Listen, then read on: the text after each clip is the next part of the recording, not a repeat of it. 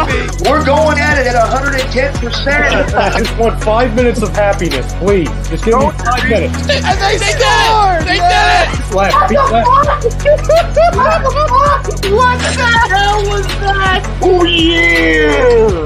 What the fuck are you talking about?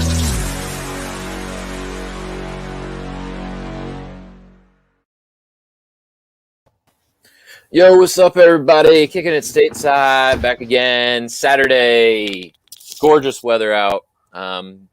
Gorgeous spring day here in Philadelphia and in New Jersey, respectively. Adam Modick, Brian Wheeler with you today. Brian, how are you today, my friend? I am fantastic, brother. How are you? Could be better. It was a little rough start to rough morning for you, huh? Yeah, not so good. We got a lot to talk about there, which is great for us.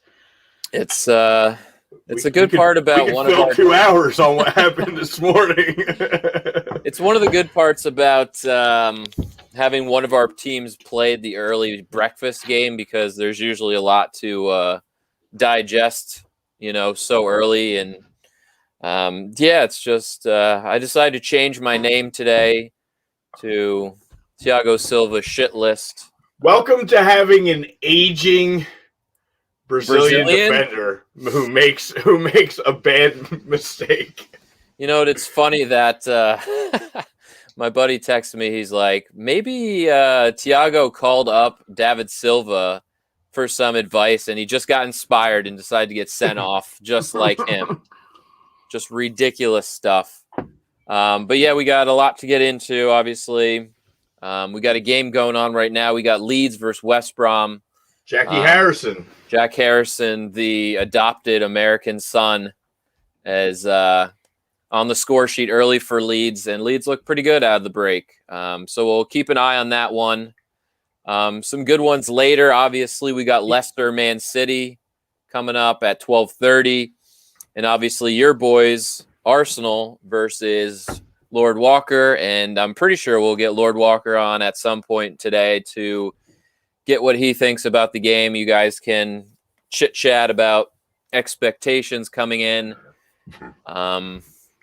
Obviously, kind of piggybacking off of the poll question today, that's kind of been a hot topic recently. I've seen that during the international break, what will Liverpool decide to do with Mo Salah? Do you sign him? Do you keep him on? Do you sell him off? Strike, while that, his worth, his value is up, where it needs to be? Do you try and win another Prem title with him next season? Or do you feel like he should be just sold in the summertime to make room for somebody else? Let somebody else switch up the team. They're not, that front three is not going to be together forever. So that's kind of, is it time for Liverpool to sell Mo Salah? And I'm sure you have your thoughts on that. And of course, I'm sure Lord Walker has a list of reasons why he's probably coming ready to go today with his ammunition. I don't know. What do you think? My thoughts are, like you said, at some point, Liverpool fans had to realize that three isn't staying together forever. So it's a matter of who's moving in and who's moving out. Financially, obviously, has something to do with that. Contracts have something to do with that. The Liverpool of recent thing to do probably would be to get your best money on the dollar right now, and kind of go from there. You have Jota still. You have some other guys coming in. They'll always find that inexpensive replacement, it seems like, of recent, that they're willing to take the chance on, and do some changing of the guards. So we'll see. To me, again, I think it's got to be one of the three at this point. There's time for probably some change. And he definitely, as good as Sadio is, and Bobby, like, he's got the highest value right now. There's no There's no pulling punches on that one. Like if he's going to go, he's going to bring you the most in return.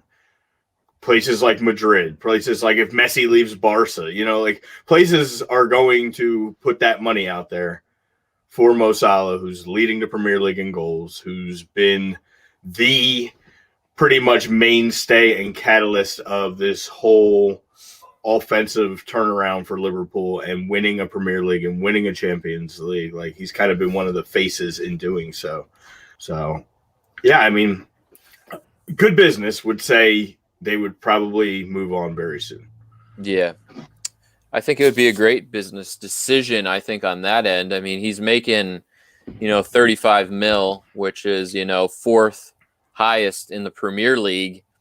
And he's also one of the top 50 wealthiest, most paid athletes in the world. So it depends on if they want to dump that contract out, My thing is, I'm starting to get this vibe, and we've seen it now with your boy Haaland getting courted by Madrid and Barcelona. I think both of those teams have realized that their brands are starting to get a little stale, and that they need to kind of rebrand themselves again with players, not obviously as themselves, because they're Barcelona and Madrid. That's never going to go away, but it's like it's time for some change in those organizations, and guys like Haaland, guys like Salah can definitely bring some eyeballs to your team, and they're the type of team that's willing to write those checks as well. Yeah. So.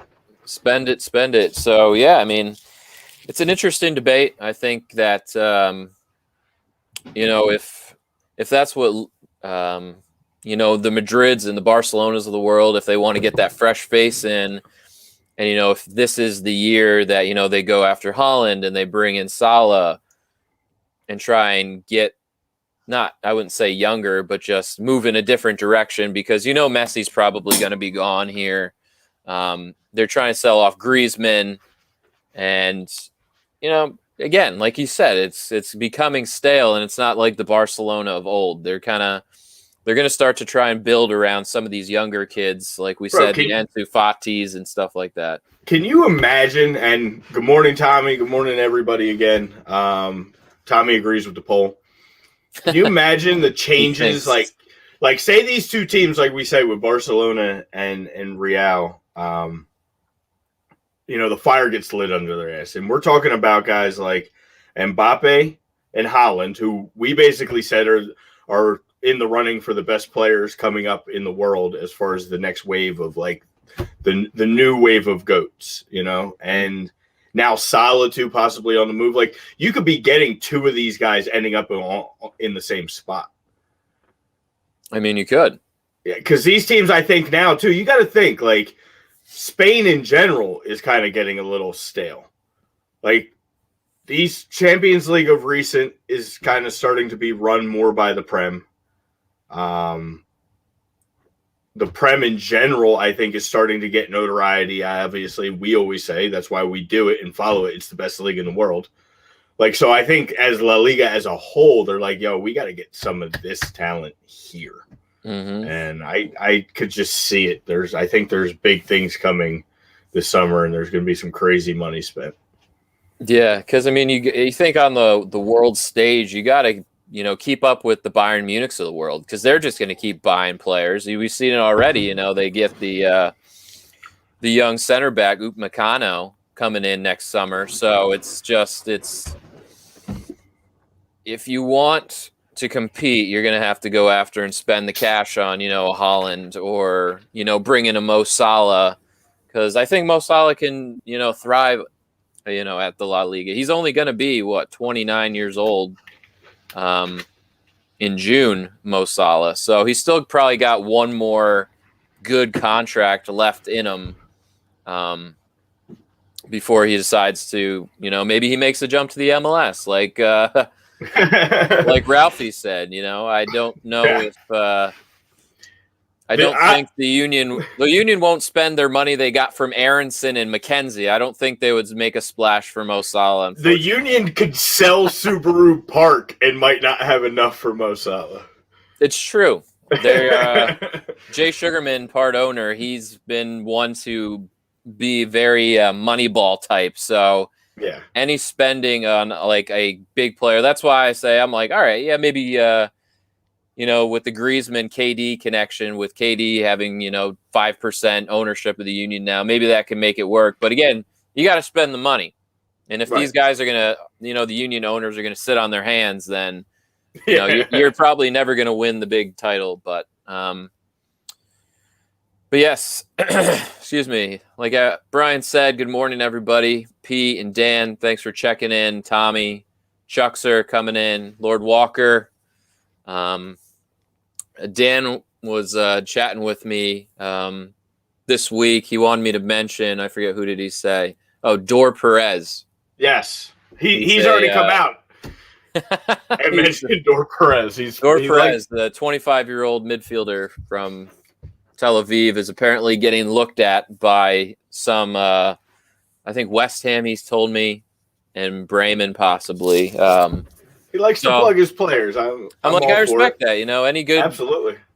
Any good Israeli league player, Dan's going to pass along, which is great.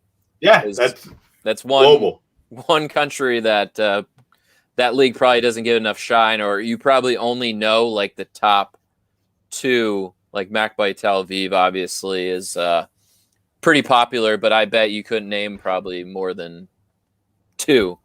Yeah. But yeah, shout out Dan. He's a good dude. If they're in Europa or Champions League, you'll know them. Exactly.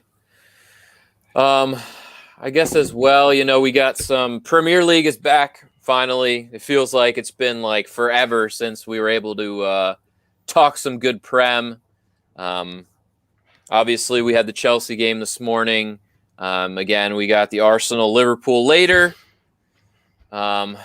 I almost wish there was still an international break after that game, to be honest with you. But, it's tough to come back from. But, we can get into it. I just wanted to give a quick shout out and quick plug on the A2D platform to our newest edition of A2D Gaming.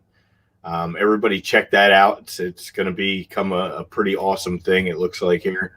That's why I went with the gaming headset today for the show. So kind of give them a little plug. Ritter looks like he's putting that together, so good shit with the A2D Gaming as well. We're going to get some FIFA stuff on there, definitely. That's we've talked about. Must. Yeah, so you can check it out. It'll be on Twitch. Get a Twitch account, and you're going to find a lot of good stuff coming from there. I was watching the other day. It's pretty cool. I mean, I'm not like a huge I'm going to play Fortnite on there. First player guy anymore, but it seems pretty cool. I like Twitch. It's a good platform to have. What up, Willie? What up? And real quick too, before we really start digging in, because I know once we get going, sometimes it's hard, but today's show is sponsored by Specialized Physical Therapy. Dr. Paul Vidal from Specialized Physical Therapy, best in the business. Check them out at specializedphysicaltherapy.com. You can give them a call to the office as well. Stop in Burlington, Cherry Hill. That's it, man. They just do great stuff with everything we talk about. Spring's back. All the kids' sports are ramping up. Adam and I have talked. We actually got to do some talking on the platform. We may be moving time and place again because I wasn't intending to, but was selected to be coaching my son's soccer team. So, there you go. He decided to give it a go again. And I kind of was like, I'll be a parent volunteer. And they're like, oh, come pick up your head coaching stuff Saturday afternoon. We'll tell you where to be and what time to be at the fields. I'm like, oh, awesome. Right man for the job, though. Yeah. So this is going to be an interesting endeavor. 7-year-old rec soccer. It's good stuff, man. Hopefully the old ticker can take it, and I just, Remember their 7-year-old? Yeah, I'm coming like Will Ferrell and kicking and screaming. That's all. That's all Bobby Knight style, just throwing bleachers. Full tracksuit. That's pretty 30 sweet. 30-ounce coffee in hand. Let's go. Whistle. Oh yeah. Oh yeah, I love it. No. Yeah, Dan was telling me all the streaming like games that he's able to watch, like all the Israeli league, Russian league is on this He's goal. It's pretty cool, Dan. I got to say. Again, it's now that life is starting to get back to somewhat normal.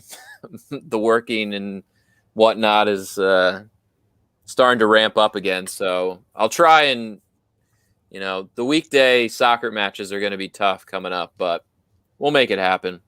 Yeah, brother.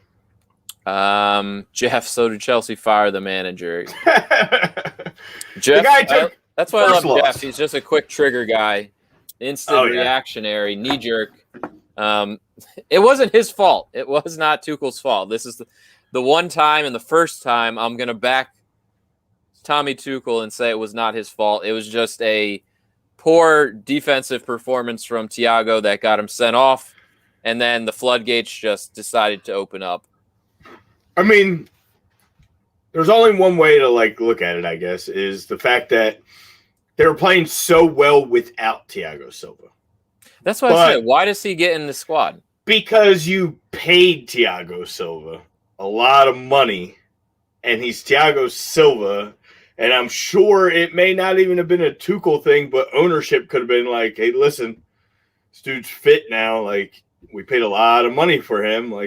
Let's get him in there. And the rust was definitely showing this morning because he looked like a Sunday leaguer out there, scissor kicking guys. Oh, brutal. You're on a yellow card, dude. You're 36 years old. You've been playing this game your entire life. And you're in a position of making a play that wasn't necessary. You have to know better. You have to do better for the rest of that team, and he definitely let his team down, coming fresh off of a beautiful Pulisic goal too. Yeah, it totally took that.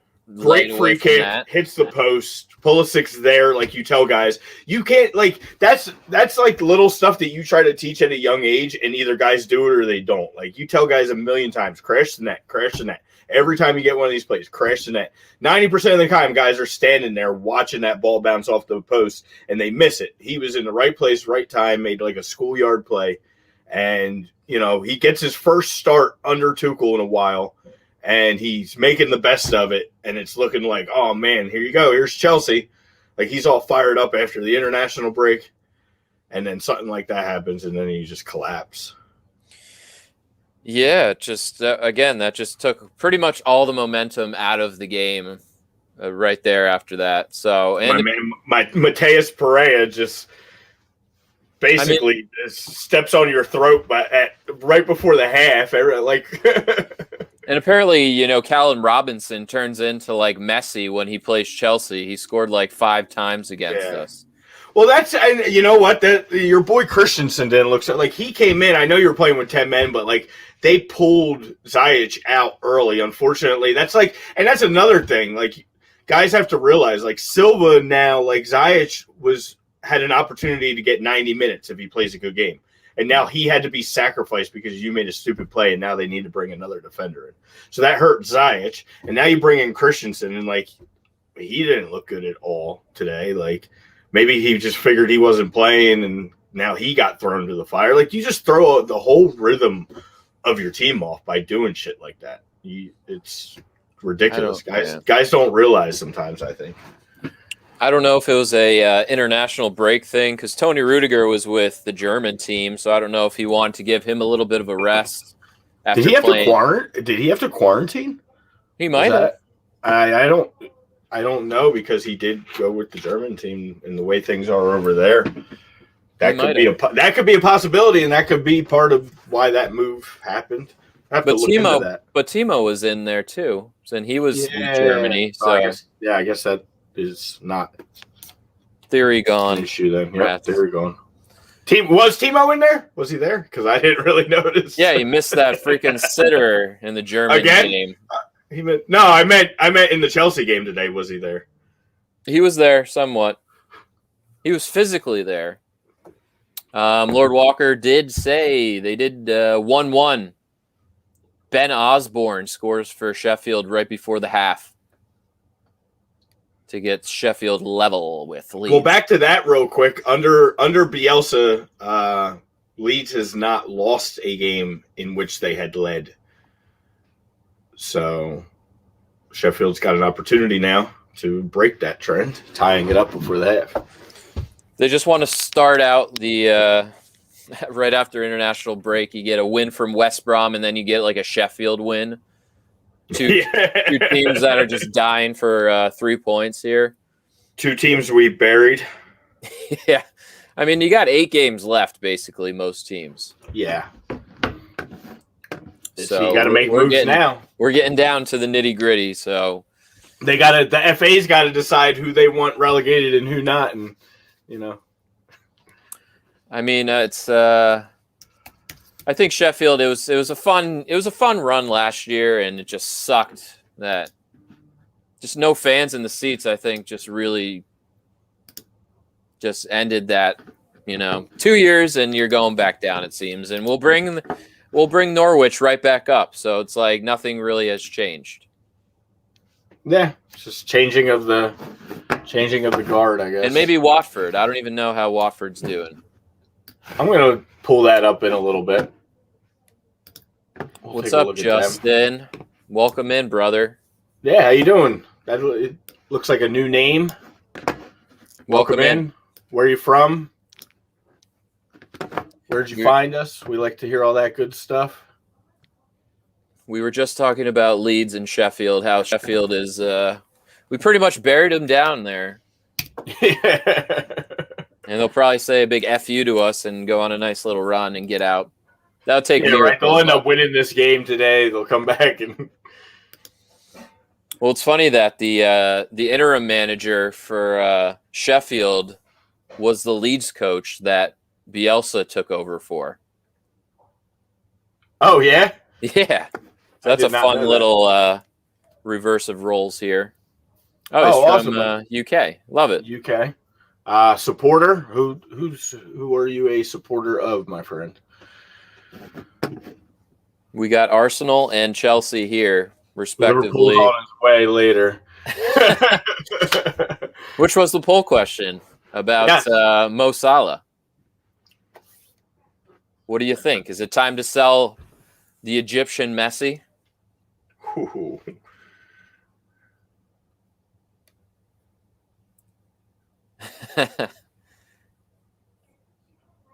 Maidenhead United. Is that a real team? Oh, yeah. I'm sure. That's pretty sweet. What league? The National League. Just remember, not everybody over there actually you don't have to have a Premier League team, bro. Yeah. Like, you could be a third league supporter and that's your squad. Like, it's not like, I like them and I like Arsenal. The team with the oldest stadium. That's Maidenhead United.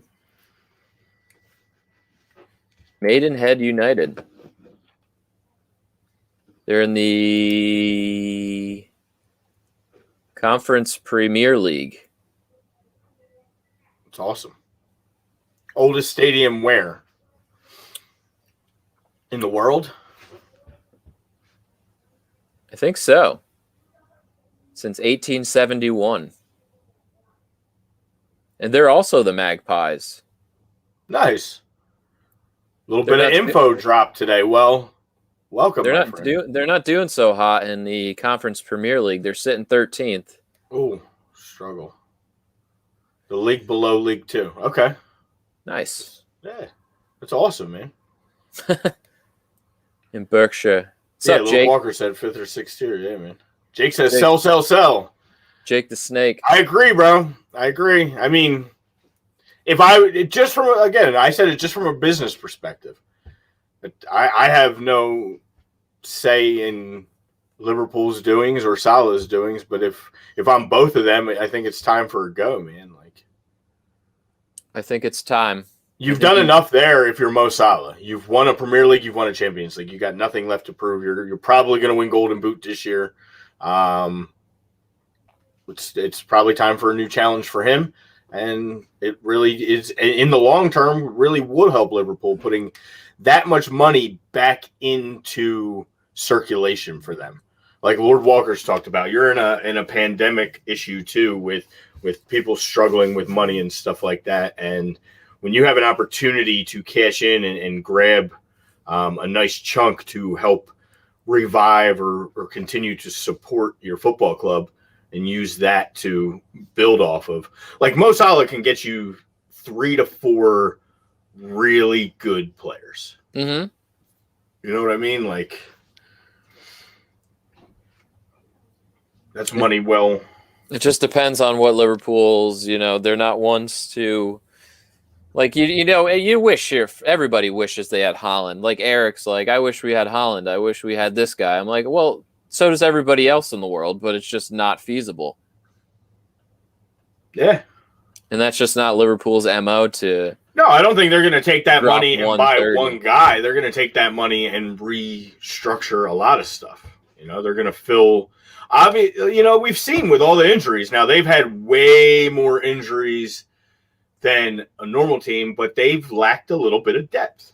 Yeah, and it's shown, and that's what they need to fill. So if you can get one guy and replace Salah with a few guys and build some more depth in that squad, then at this point I say you got to do it. What's up, Julio? Long time, bro. Julio's out in Vegas, a little early for him, but yeah, Chelsea. Thiago Silva just decided to go ape shit and be stupid and get sent off, and then the floodgates just opened up. Yeah, you know what's funny about like him coming on like this? It just dawned on me. There's probably a lot of you Chelsea fans this morning that it was the early game. You're playing West Brom. It's like, do I really gotta like go out of my way to wake up, especially on the West Coast? Like now you gotta be up at 4 a.m. out there for that game. Like, and against West Brom, it's not like it's Arsenal, Liverpool. Like it's not like it's one of those games, United. So most guys probably like, screw it, I'll sleep in, I'll wake up. Chelsea will win 2-0 because it's Tuchel and that's what they've been doing, and and not so much today. Not so much. Surprise! You probably woke up thinking like, oh, Chelsea 5-2. Oh no, it's West Brom 5-2. It was the other way around. Yeah, exactly. You had to check. Yeah, your eyes probably, when your eyes like, you first wake up and you open up your app and you're like, oh, 5-2, yeah. And then like you realize, oh shit, what did I just say? Yeah.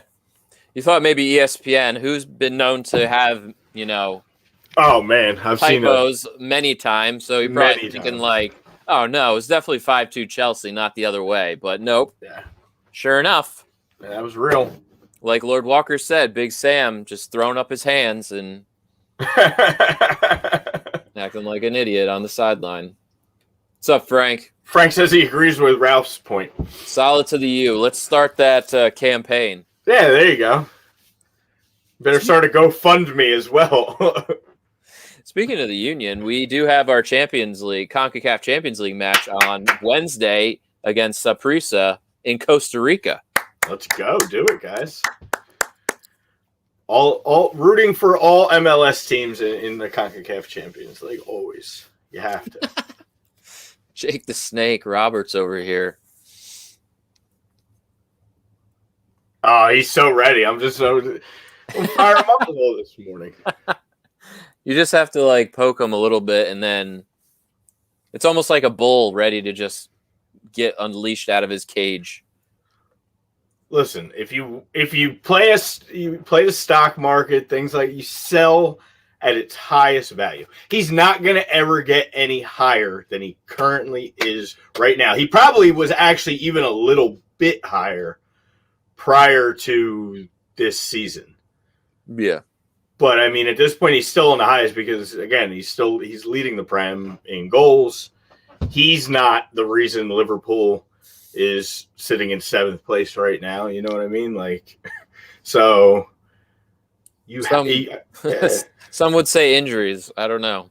Yeah, some would say. All Liverpool fans would say injury. But it's business, man. That's the reality of it. Is at the end of the day, it's not. If there wasn't so much money involved, then no. Don't sell Mo Salah. Like, that's stupid. Why take him out of your equation of what's been successful? But unfortunately, we're not in that world anymore. Like, there's a lot of money involved, and you have to do what you have to do sometimes in order to get that replenishment. And there's no bigger replenishment right now for Liverpool than selling Mo Salah. I would say 2 out of the 3 might be gone. I don't know. Well, if they can get your boy Timo for pennies on the dollar, then yeah. Now Timo could fulfill his dream of playing for Liverpool. That his stock has dropped and the value's gone down. It was all a plan. He plays like shit on purpose for Chelsea, and then he goes to Liverpool and just dominates because he never actually wanted to be at Chelsea. Yeah. Makes sense. He always wanted to have a German coach, but not that German coach. He's surrounded by Germans. He's got a terrible coach on the national team. Yeah. Who's just asking to be fired by losing to North Macedonia, which we can talk about when we this international break here. Never seen anything like that. But I guess we could get into that because then we'll bring Lord Walker on for the hour so we can get into his most solid takes, and we'll talk a little bit more then about the Arsenal-Liverpool games, and there is Champions League as well, but I mean, we really spoke about that 2 weeks ago, but we could kind of the 2 games that are coming up. I mean, the Dortmund game against City, I forget the other game on Tuesday, but I guess the positive thing that our senior U.S. team won both their friendlies. Very positive. We're seeing, obviously, I wonder if that Christian Pulisic goal maybe got his confidence going again. Then he scored today for Chelsea, so maybe that'll kick him in the ass. It sure looked like it. I mean, like he stepped up today. Yeah, I mean, he had a weird day too, though. That was another thing. Not to go back to that game, but you get subbed out, right? Yeah, like he was let. They didn't do it at the half, but then it was like right after the half. It was just kind of one of those weird timing things again. And yeah, it was like a miscommunication. Yeah, not sure, but again, the number 1 men's team is looking pretty good right now. And that game coming up at the end of, May. Got to wait all the way till the end of May. Yep. Against Switzerland. That's going to be the big one. That's the true test. Yeah, but I'm happy with what they did. I wish they wouldn't have got a little lackadaisical at the end and just let up that crazy goal by North Ireland, and kept the clean sheet. But it is what it is. They still held on and got the win. First time the U.S. men's national team has won on European soil against European competition in like 6 years, I think. So, I mean, that's pretty impressive, even though it's Northern Ireland and, they're not the stiffest of competitions. No. To go to Belfast and play that team there is, probably helps not having fans in the stands either. For sure. Because those guys could be a little tough playing up in Belfast there. So, but they got out of there with the dub, and that's promising.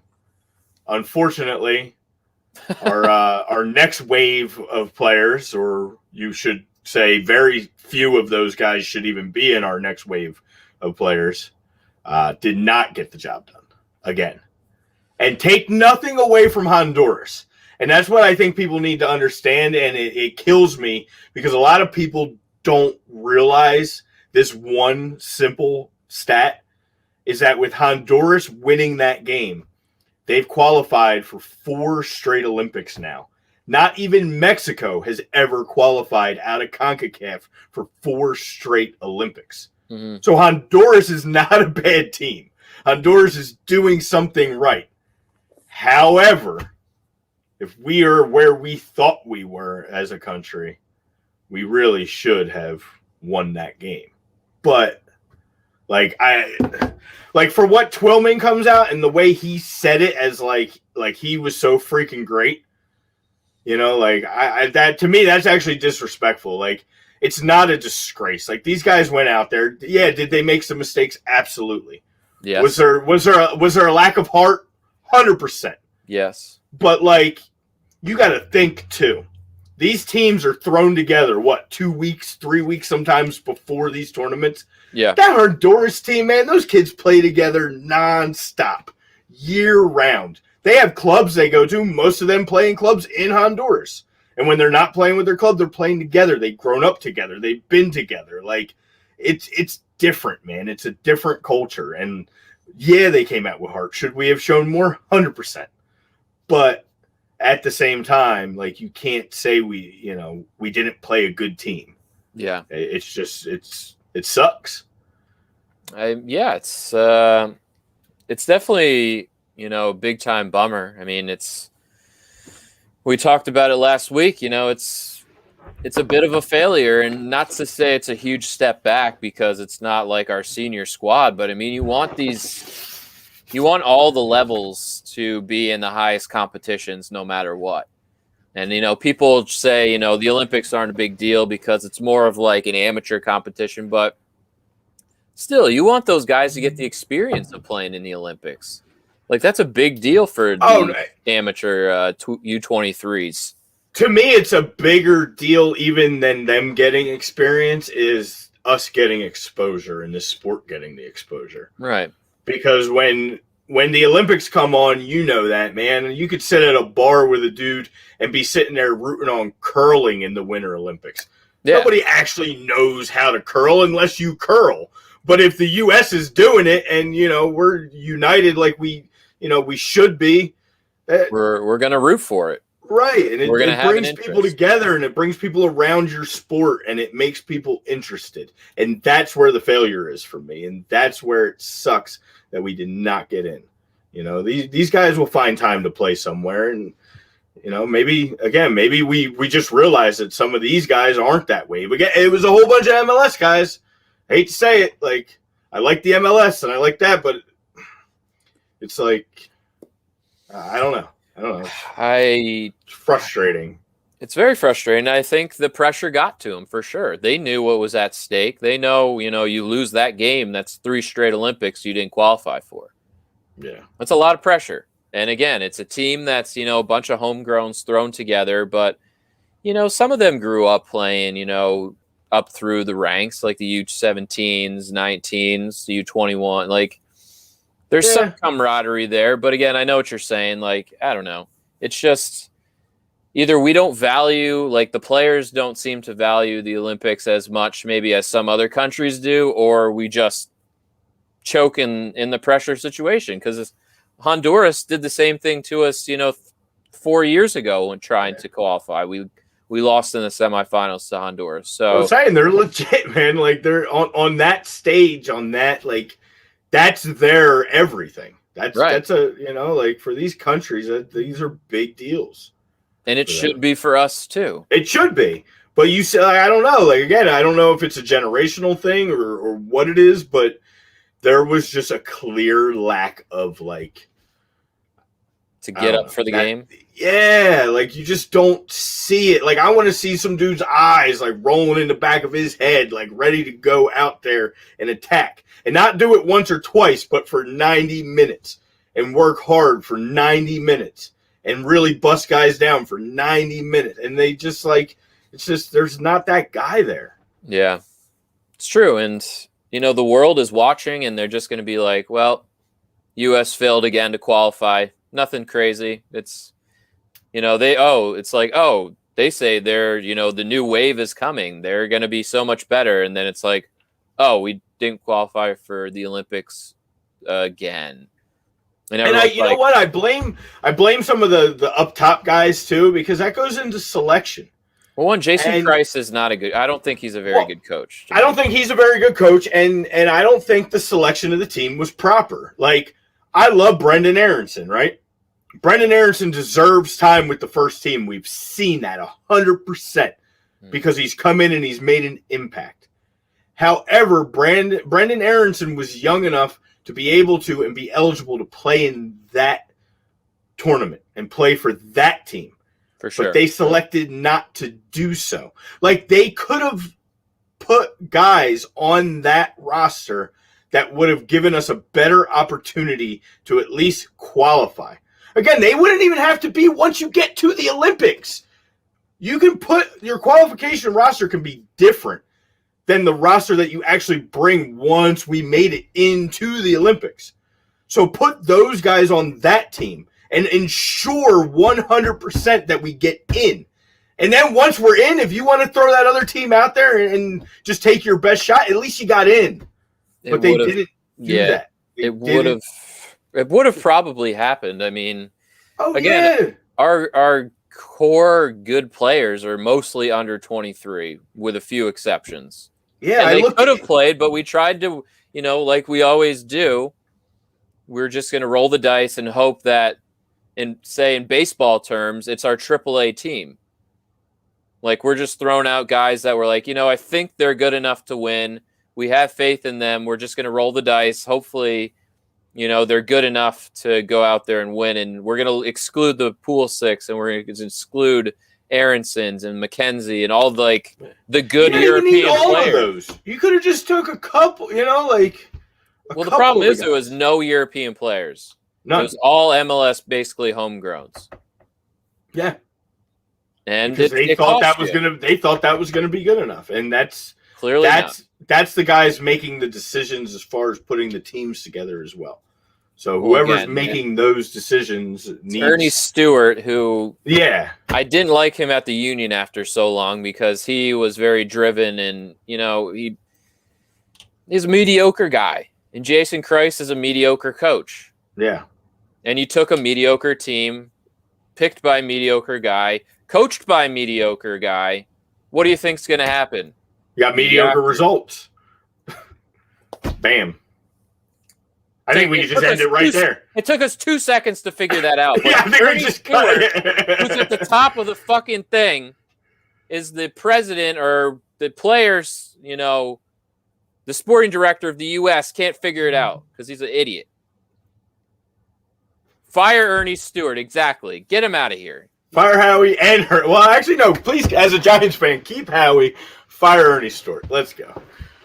Yes, Greg. Frank and Ralph sort of made good points. Well, it's a blind shot in the dark, but yes, that would. I wouldn't call it so much a point as.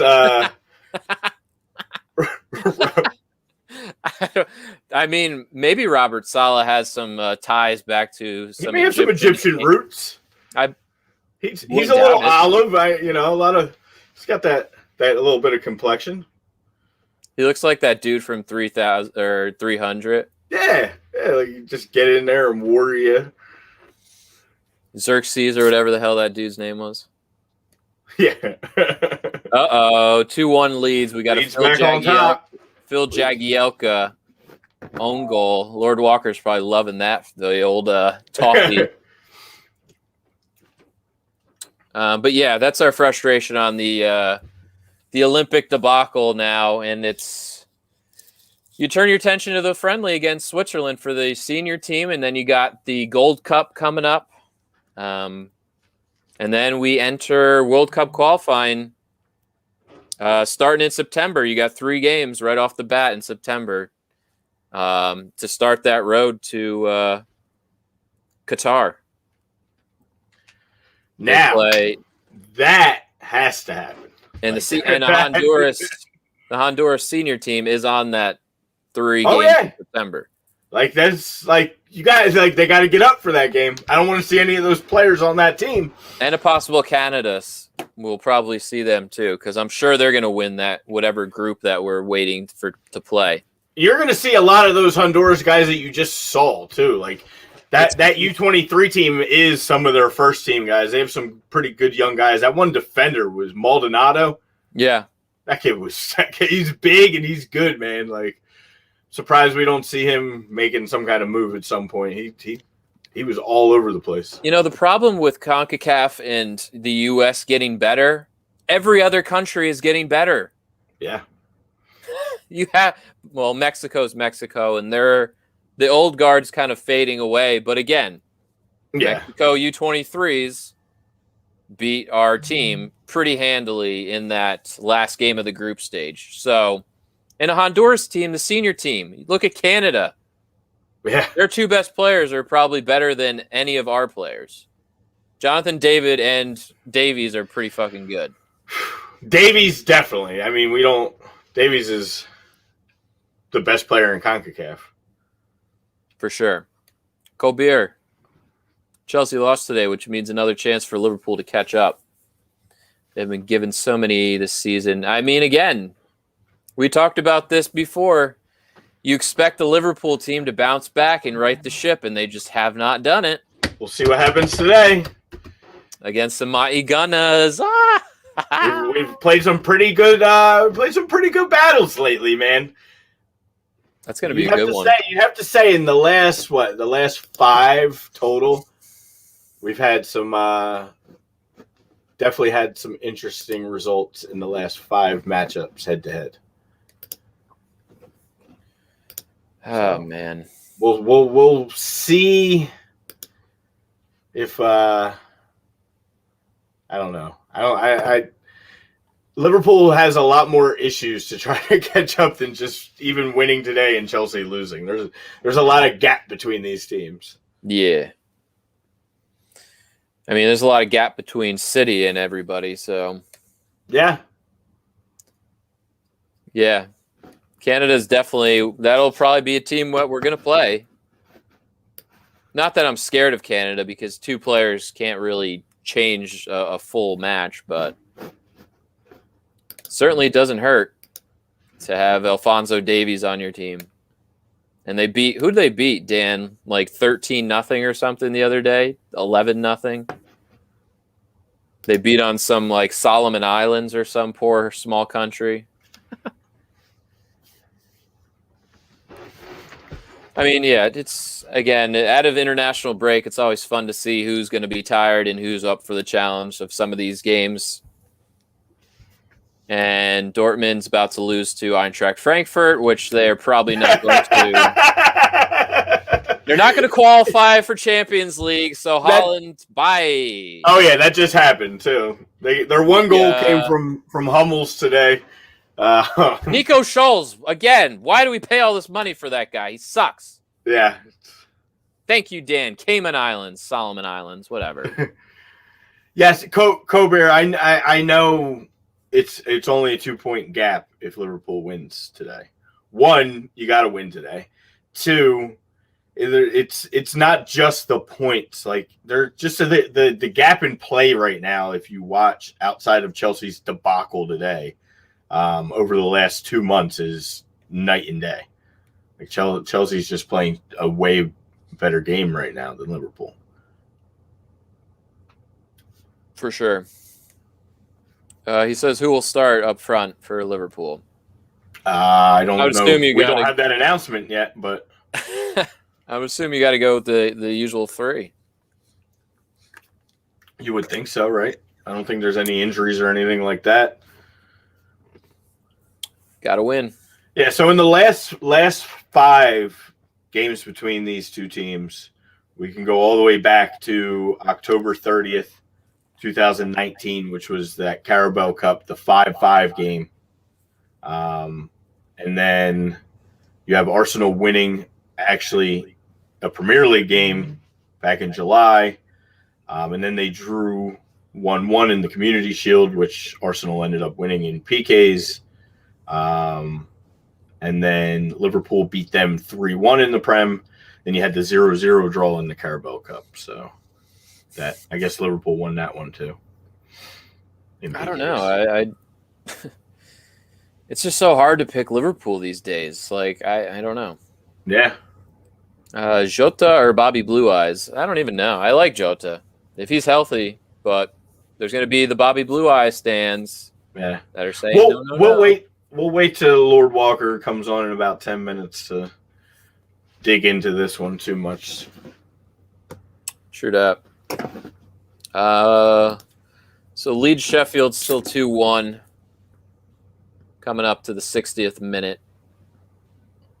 We do have, obviously, City plays Leicester, like we said, 12:30. It's a good one. A big game for the Foxes to try and.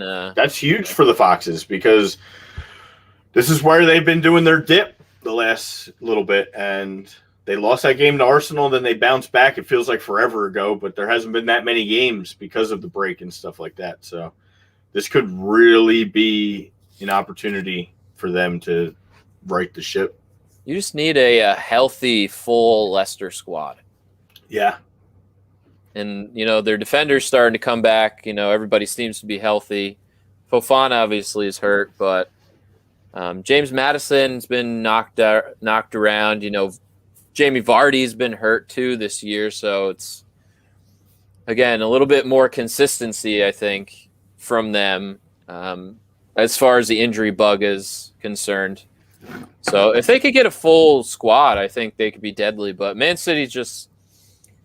I don't know. I mean, I think, Kobier does probably count for something. But again, Man City right now, it's just like a totally different animal. Yeah, that's the issue.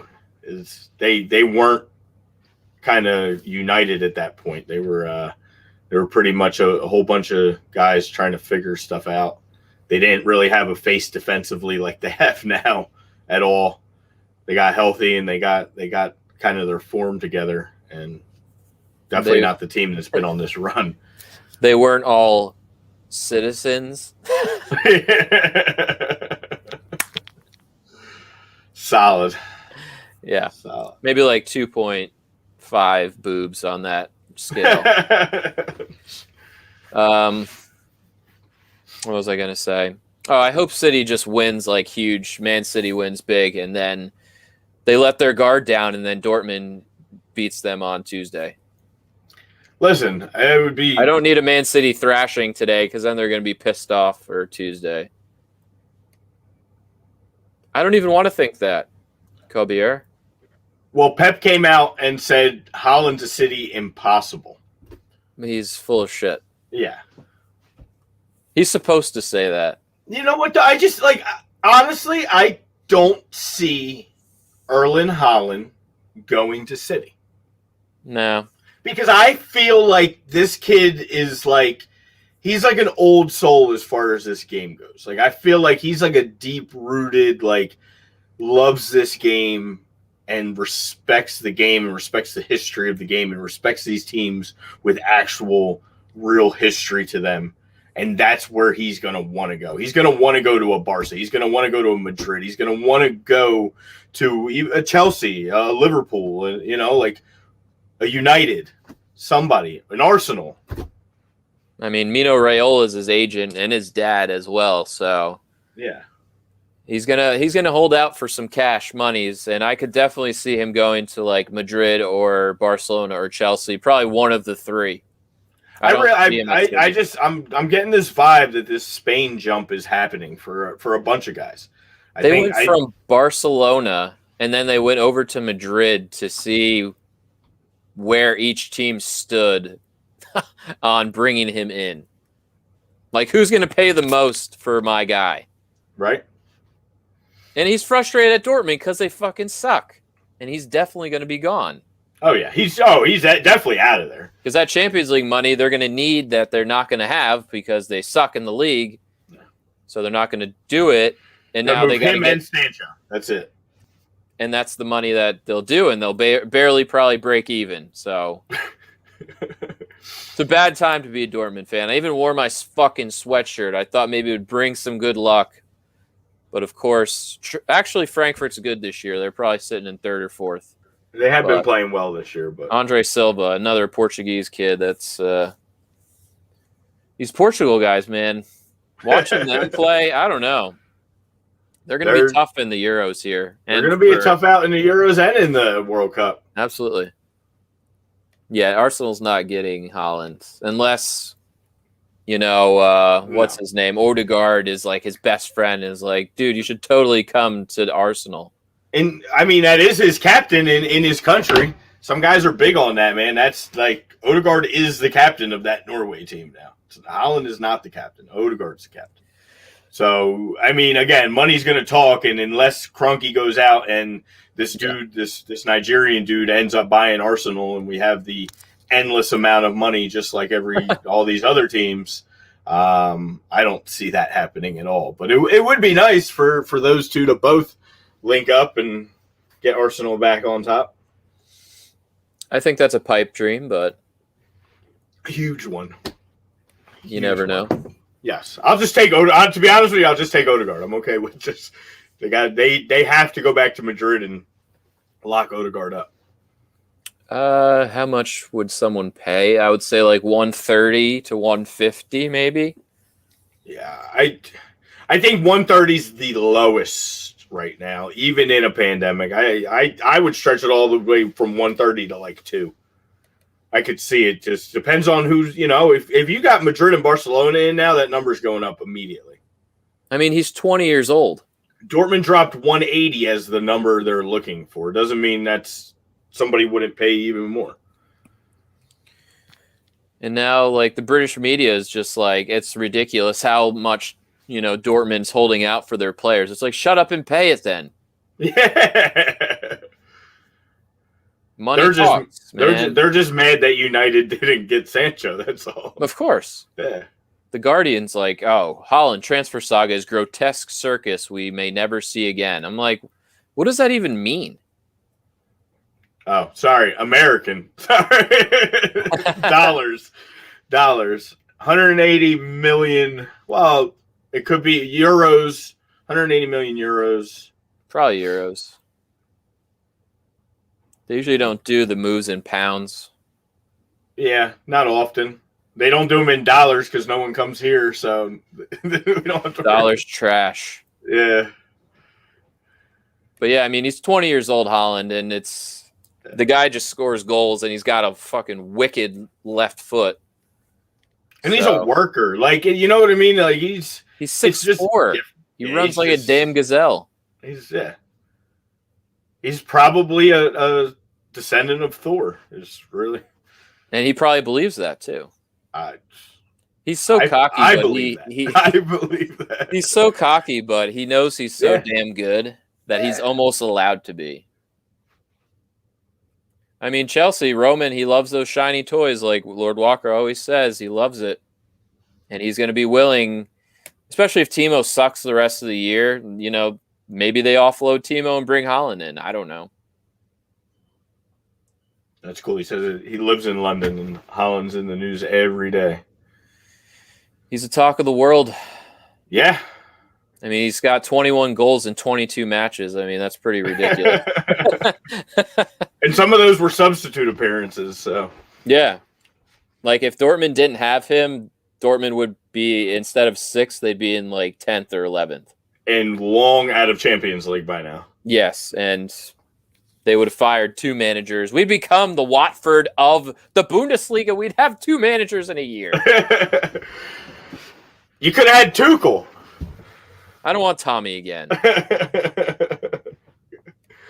I get enough Tommy Tuchel news at Chelsea. I don't need him back with the black and yellows. I feel like all your players are starting and are kind of just like they twirl around you. They surround you and follow you. They all come back. Exactly. And next, Frank Lampard's going to fucking coach Dortmund. Yeah. I mean, I would take him probably over the guy we have now filling in. Unfortunately, you already have no defense, so what's the difference? Oh yeah, we might as well play center back instead of freaking Emery Chan and Mats Hummels. Yeah, ridiculous. Hummels scored today. Is he like the oldest guy to ever score in the Bundesliga? Scoring today sucks. So terrible because his legacy at Dortmund before he came back was like insane. Yeah, Emery Chan started it right back today. I just don't know. Timo had a great relationship with Youssef Poulsen at Leipzig. If we get Haaland, I like the partnership. I like Youssef Poulsen. Is he a Premier League striker? I don't know. Yeah. I don't know about a Chelsea striker. But he's another pretty tall dude, probably like 6'1", lanky kid, but I liked Yusuf Poulsen. I'm just sick of Julio. I'm just sick of the goalkeeping carousel at Chelsea. Mendy's not been your problem. The guy has he's looked a little shaky the past month or so. He's like 6 clean sheets under Tuchel. I know. But his decision making sometimes in Champions League too. So, I don't know. I think he's learning too much from Kepa in training about indecision. But see, that's such a Chelsea thing to me. You just got this Mendy kid. You just got him. And now you want to replace him with another new toy. You know what I mean? You just got Timo Werner. You want to replace him already. You gotta give guys a chance, man. Guys need to literally settle in and know, I'm going to be here for the next 3 years. I'm going to be this guy as long as I perform. Obviously you can't just gift somebody. It's got to be under the circumstances of performance, but it's as long as I'm coming in here and doing my job, I shouldn't have to be looking over my shoulder every single time just because you want to spend more money. It's a quick trigger. Another tax write-off. It's a quick trigger for good old Roman Abramovich. Yeah. And Lord, what? You're comparing apples to oranges here, man. You see the Bayern team getting out of that service, that beautiful service. Not taking anything from Louis because I love the man, but come on. Grow up, Peter Pan. I'm not commenting because you know where I stand. I know. And I love Louis, and I think he's the best number 9 in the world, but Chelsea should get the Atletico goalkeeper. No, that's who I want for Arsenal. Oblak. Get off Jan. It's my guy. He's Slovenian. Stop changing your goal. Just the new shiny toy. Whoever's the best goalie in the world. Yeah, where's Eddie for this conversation? He'll just say, get Kepa back. That's ridiculous. We're going to do a little Champions League. Yeah, of course. We're late. Once Lord Walker gets on, because obviously he's still got a dog in that race too, so. Are you allowed to say dog in that race, or you can only say horse in that race? Is it you're not allowed to race dogs? Is that a thing? I think there's still dog tracks. Right? There's still dog racing. It's 2021. I got to make sure. You just can't fight with the dogs. Oh yeah, I said race them. Oh, there's still those in Florida. Just want to race them. Of course, they're still there, and in Georgia. What do you think the old retired people do for fun? Race dogs or fight them? Where are we at on this now? Racing. Okay, we're still on the racing. I just want to make sure. I was just thinking about Tony from Brooklyn at 78 sitting there watching some dog fighting. No. Dog racing. That's no Mike Vick stuff. Avoided that one. They postponed. Oh, really? They're just playing that Copa del Rey today from last year? Yeah. That's crazy. Bilbao and Sociedad. Look for Bilbao with the big dub today. I always loved Bilbao's and Iñaki Williams, and he's always linked to Dortmund, but he never makes the move. Yeah. And now he certainly won't. Rian Brewster is a fat lard who sucks. It's horrible. I know, it's just baby weight. But hey, you get paid $35 million. At least do something. Yeah, what's he got? A goal at Sheffield? Maybe. Maybe. I don't know. I just come at Liverpool people's necks. We know that. Because y'all are a different breed. But, it doesn't even count anymore. He's sold. He's not on loan. He's gone. He has 0 goals in 20 matches.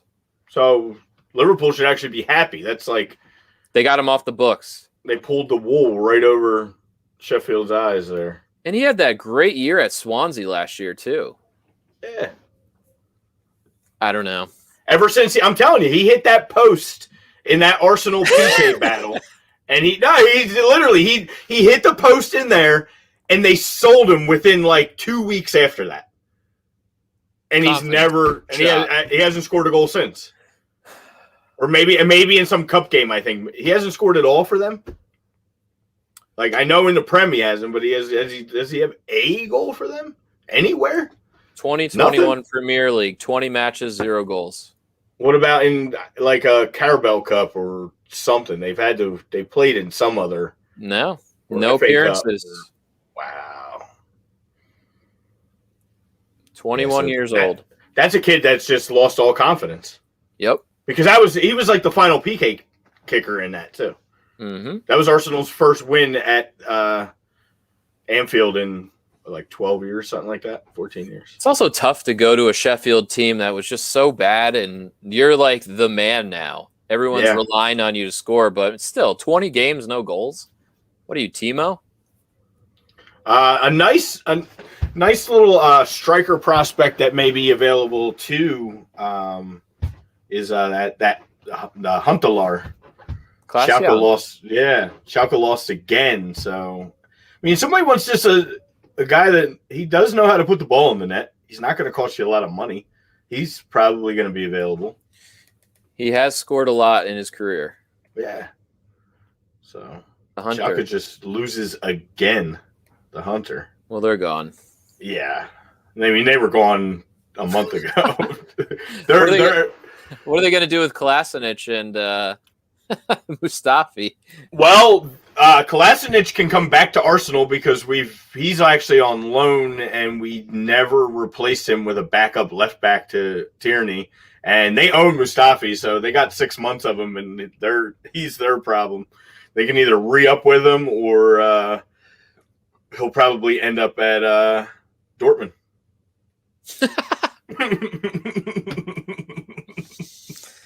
Oh, no. He'll be available in the summer. Yeah, he will. Oh, he sure will. Yes, he will. So dumb. Julio said he will be beyond angry if they take Tomori. Dude, Tomori is. They sold him, one. Didn't they? No, I thought it was still a loan with Milan. I didn't think that was a done deal. Could be. I thought AC Milan was a. Yeah, I mean, you could be 100% right. I don't know. I Julio was under the impression that it was a loan. Fikayo Tomori. He's got eight appearances for Milan. Maybe it is. I thought I was reading something they were thinking about just selling him off. If it's a loan, that's they might have been entertaining it still. Oh, Kabir's got the lineups. I got the lineups here too now. So yeah, City is it's weird. You can't say it's a rotated squad. I guess you can say it's a rotated squad because Sterling's not in there, and Ilkay, the hottest man on the planet right now, is not in there. But Kevin De Bruyne, Riyad Mahrez, Jesus, and Kung Aguero as your. Well, you know where Pep's priorities lie. He's getting all those guys rested for the Dortmund debacle. Seems like here. Yeah, and you got Fernandinho and Rodri playing the two CDM kind of, and then Mendy, Laporte, Diaz, Walker. So that's a formidable defense.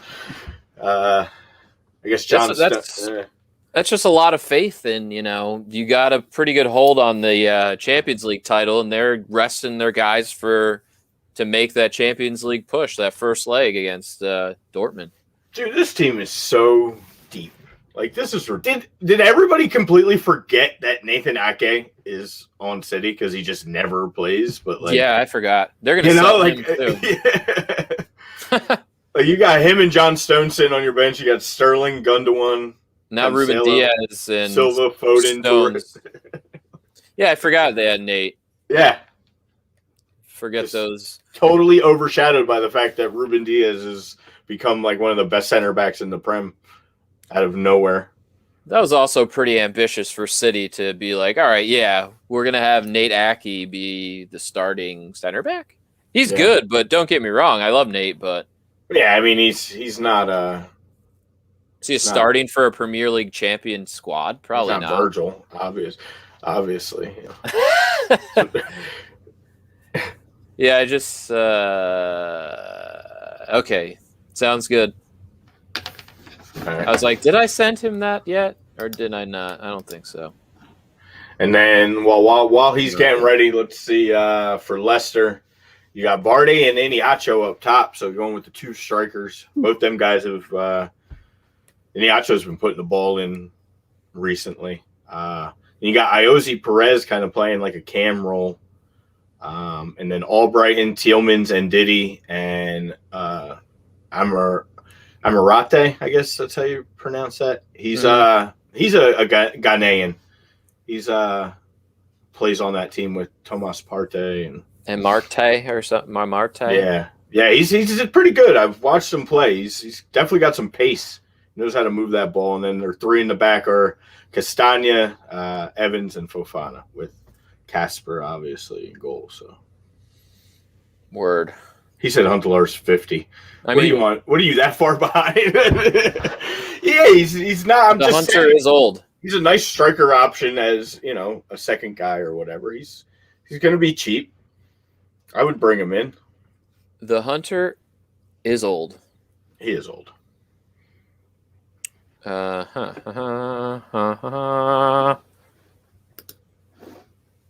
wish we would get the lineups before we go off today in this Arsenal Liverpool, but I don't think they'll be dropped. by then. I doubt it. No, it's usually an hour to an hour and a half. So I doubt that. just for everybody, at 12:30, as we do go off today, you do have the Leipzig Bayern game, so that should be a solid game to watch. Yeah, what's the lead for Bayern? I'm gonna check the table. I haven't 3 or 4. It's very thin now, but it's 4. 4. It's 4.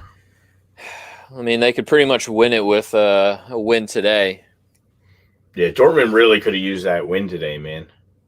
It's bullshit. So Frankfurt started today at 47 points, Dortmund at 43. So a win would have put them within 1 point of fourth place. And unfortunately, now they're 7 points out of fourth place. That hurts. With Leverkusen knocking on their door, they're actually tied in points. So I don't know. I don't know what to say. get used to Europa like me. They're gonna get either that Europa spot or at least the Conference League qualifying spot. They're gonna finish top 6, but that's. I mean, we would think, but I don't know. Yeah, Their league record is not good. Union Berlin making a late rush. They're 5 points behind. Union They do play Berlin. today though, or tomorrow. The best thing that Dortmund could actually do this season, they're in the semifinals of the German Cup against the Cinderella story second-tier team Holstein Kiel. So if they get to the final and win it, the season's all okay for me. I'm fine. Yeah. All's forgotten. All's forgotten of this shit year. Hey, that's like Arsenal in Europa. They find a way to go on and win Europa League. Like, I'll forget everything that happened this year. Ridiculous. And FC Union Berlin plays Hertha Berlin, so that should be a good game. That's tomorrow. So if they win that, they're right on Dortmund's heels. The Berlin derby. The Berlin derby, yeah. Nice. Yeah, they paid $45 million for Ake. They did. They paid good money for it. Well, they were just searching for a center back so badly that they were willing to drop all that money. Well, there was no guarantee Laporte was ever going to come back to the player he was after that injury. Probably. They didn't know what Diaz was going to do his first year coming into the Premier League. Usually guys take a little while to get comfortable, especially a center back coming in. So In their city, they're just going to write a check again. Like, they can do that. They can just be like, all right, a lot of teams would like to have a Nathan Ake. A lot of mid-level teams would love, he'd be a star center back for a lot of those teams. But that's sometimes part of the problem with this is cities like, okay, can you spend $45 million for him? Because we can. Mm-hmm. So we'll just make sure you don't get him so we don't have to go against him. And he can just sit there and play games that we don't care about. And he can train with the team. And then when we need him, maybe we'll play him. Or we'll sell him back off again. Yeah. And just get a little money back. Which they'll probably do. Yeah. All right. We got Lord Walker in the wings. Sup, dude? What's up, guys? Good morning. Good morning. Oh, gosh, yeah. Good morning. Terrible morning. It's almost afternoon here. Yeah, I know. It's tough. I started now that Arizona has the state opened up again. I've had my nightclub gigs and stuff like that. Getting home at like 3:30, 4 o'clock in the morning. It's tough. Brutal. Yeah, that game was on I saw that game was gonna be on in 30 minutes or. I don't know if I could do it. I'm just have to Who needs sleep and watch it. Yeah. Let me get 2 hours, 3 hours of sleep before I get on. Yeah. Brutal. Fun. But yeah, man. The topic for today was your boy, Mo Salah. What do you say? What do you think? Is it time to sell, or you want to go another round with Mo Salah here? No. I mean, I've been pretty consistent with what I believe is the path towards maintaining our champion contention, and whether it's in the Champions League or whether it's contending for the Premier League. I like this guy. Yeah, that's cool. He's trying to butter you up already. Yeah, like swingers right there. So yeah, I really think that it's hard to really put a word to it, because often you hear a lot of people saying, "Oh, you should sell Salah," and I understand that Liverpool's the way that they work is money in, money out, and that's normally what it is. They don't take any. They're not like the Glazers, or they're not like Man U, or they're even Arsenal, who do take quite a bit of change out of whatever they make. It's like one of their ways of making really some substantial cash in their pockets. But for us, for our owners, they tend to not do that, and that's one commendable thing to say about them. But it's not necessary. Look, this is all the hardest thing. This is coming from being in the agent world, having friends that are still agents. You see all these things and you'll see like, oh, this newspaper is reporting that this person is being looked at by this team, or this person is being looked at by that team. And most times it's not, it's by the agent possibly, or, very few times is the team going to be like, hey, you got to put this out there so that you can drive up the price, or, that's just not the case. And if it's not the agent, then it's maybe the parents or the family members, or, part of his entourage, whatever it is. And you got to keep that in mind. And I'm not on the sell Salah thing. I've spoken to a lot of my brethren that, hey, we cannot get into this mentality of thinking that the only way that we can go forward is by selling our best players. And I think that where you see that happen is that, okay, albeit we did, do a lot of Coutinho and everything else, brought in some really good players, but we splashed cash. We spent over the actual amount that we used for Coutinho to get, the players that put us over the top.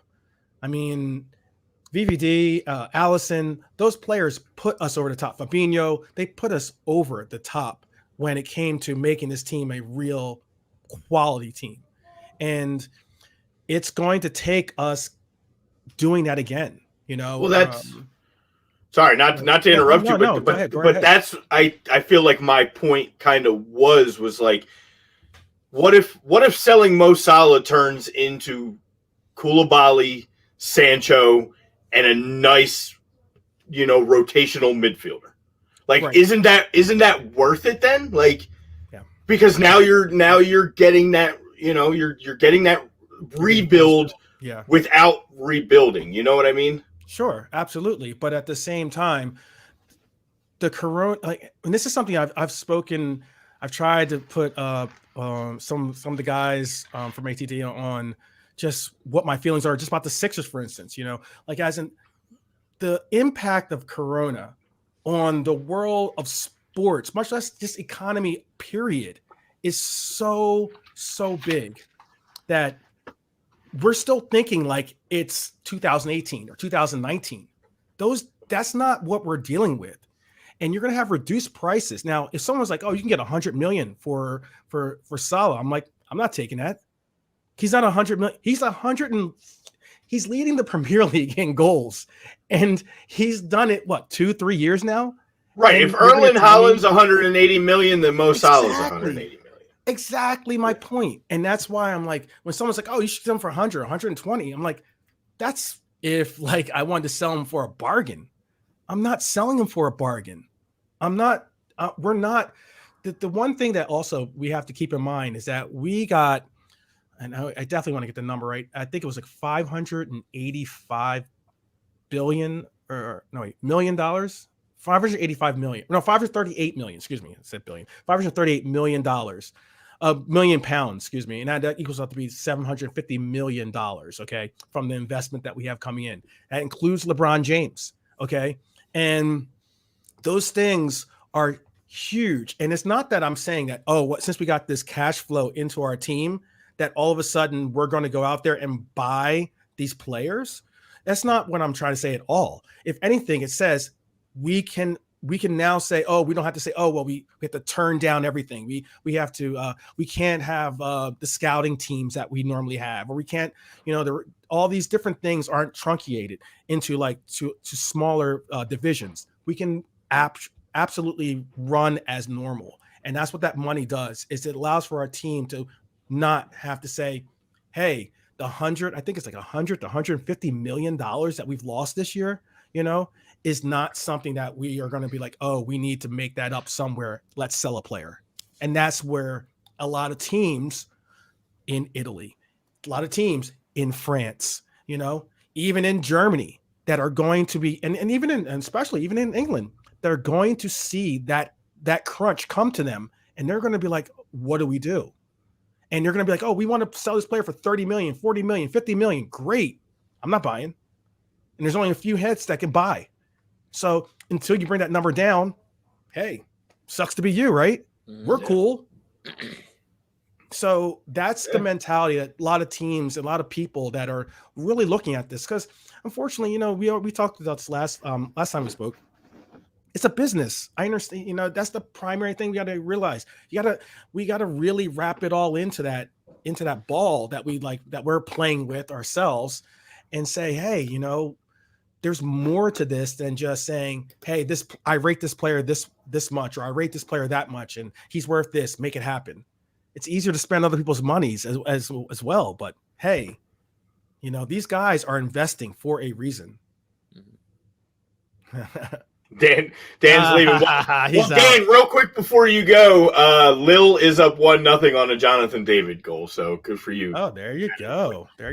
But he hates the Premier League, so I know he does. Well, that makes sense. He's not as he says, he's not a Premier League fanboy. So I got you. Yes, I got you. But I guess I understand 100% what you're saying, but I'm looking at it as not like you said is where Liverpool has to take a discount for Mo Salah. What if the money's right? What if someone comes to you with that 180 and they say, what if Real says, hey, look, we got 400 million and we want Haaland and Mo Salah to reboot Real Madrid. What will you? Yeah, that's a different story. No, absolutely. If someone comes to us and says, hey, we're going to give you proper value, and we're going to not only give you proper value, but we're going to possibly, work out some incentives or work out whatever extras that go on to that, different story. I'm more than willing to say, hey, Salah, I appreciate your work and I appreciate everything you've given to this team. But hey, let's bring in a younger Mbappe. With me, I love my I'm getting up in my age too. So like, I'm not I'm not an old head hater, and at the same time, I understand that you have to revamp teams with youth. You have to continue to bring those types of things, but you also have that veteran leadership. You also have to have people that have been to these final stages, these levels that, other players just haven't. And sometimes when you get to those levels, you see that their inexperience shows. Yeah. And that's why I really, really value. That's why I'm more I'd say more concerned about Ginny, because Ginny has he could walk for free at the end of this year, and you look at it, you look at his numbers, and I can understand why he's a little bit frustrated when it comes to what he's dealing with, because his salary is, I think he's making like 90,000 or something like that a week or something along those lines. I might even have it to pull up, because that's one thing you've got to really look at wages. You look at your team's wages, the wage salary bill for them. You look at the actual individual wages for those players, those star players that you have, and then you can get a real feel of where and how your team is going to compete, what their real interest or what their real ideal for going forward is. Because otherwise, come on, let's be honest. Like your Leicester Cities that that have that sparkling year out of nowhere are very few and far in between. Like guys, and I don't think that anyone. Sheffield United actually had a great year last year. There's always that anomaly that happens in the league where that one great team has it. I think West Ham is having. I was going to say, maybe that's West Ham. Is West Ham a one-off? Is that what you're trying to say? I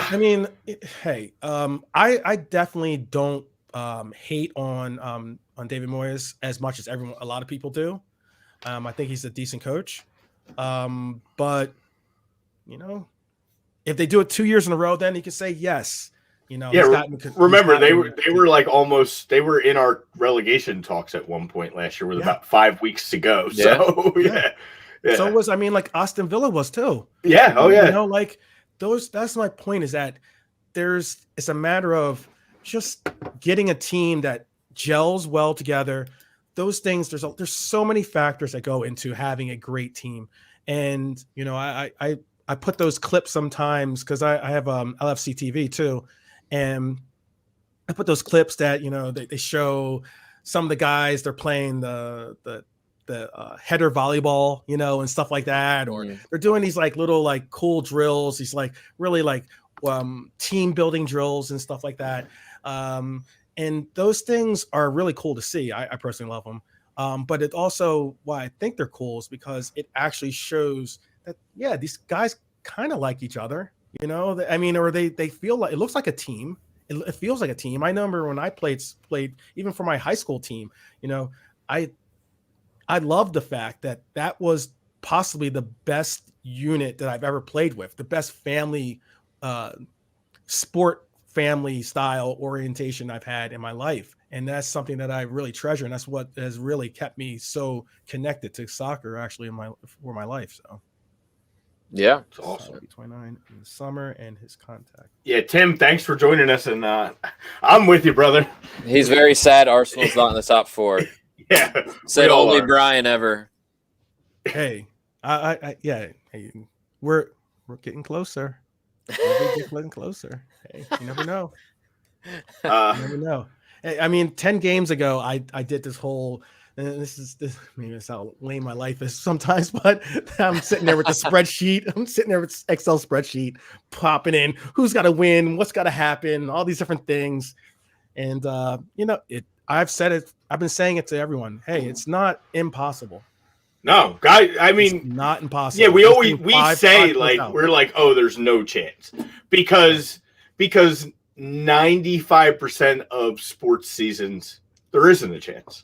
Yeah. But for all of us as sports fans, whether it's soccer or anything, there's always a chance. There's, you know, like, so it's like, and when those things happen, it's like, it's just like, I get the feeling just talking about it now. You get that like goosebump feeling. Yeah, it doesn't have to be your team.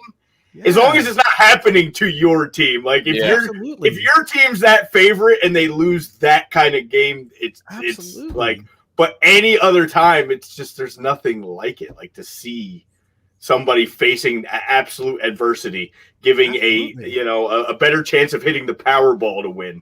And they actually find a way to strive. I went to my college team. I'm not going to tell when, because that'll tell my age completely. But my college team played for 3 national championships while I went there. We lost all 3, but still all the same. Those goosebumps were like, you know, with the teams that were going up, it's like, you don't really have much of a chance. But when you're getting that, it's the same thing as when we went up against the Lakers. And they had Shaq and Kobe. I was like, goosebumps. The whole city was electric when we went on that run. And I just, it was such a good time. It's different when you're a part of that feeling. It's so electric. It's so contagious, and it's such a great feeling, and it's uplifting completely. And that's why I'm saying, hey, you know, Champions League is not over. You know, I think a little karma came back to Serge. Sergio Ramos. He's out. Well, Julio wanted to hear it earlier. He asked. He said, "Lord, you got to answer his question. What was Champions League next year for Liverpool or not?" I believe so. Because you know why? Because you know why I said why I believe so is this. Because we still have a chance at top 4. We still have a chance at Champions League. Anytime that those 2 options are still open, my answer is yes, you know. But obviously, you know, those chances go, you know, Europa or something. I don't even want a Europa, actually, tell you the truth. But you know, I'd rather not play, right? I'd rather not even play in that. No one wants Europa. And Europa League is even worse. That is even, I don't want that either. But there's a chance. I really do think there's a chance. And that's just not me saying it as a fanboy, you know, because I sometimes I do openly admit that I am a fanboy, but I think we all are. It's hard to get rid of that sometimes. Yeah. Oh, definitely. You know how much flack I'm getting for my Ben Simmons love? Oh my gosh. No. Yeah, we don't have that kind of time. Yeah, I bet. But no, I really do think there's an absolute chance. And I like this Tim guy. Yeah. Oh, goodness. Sorry. Yeah, and, you battle on, boys. Battle on. No, but I see that's the thing. Like, I don't often get support. You guys get constant. Lord Walker gets constant support just from Eric. Eric is enough support for any person alone hey. to add in all the other. He's a Adam has Liverpool Eddie fanboy Eric Jacinto. Love him. Eddie just pops up. Eddie pops up right now. Adam has Eddie. No, there's that constant face. There's, I need a face. Tim, you could be my face. You could be my guy. I need you, Tim. Where are you from? I need to know where. Oh, I'm sorry.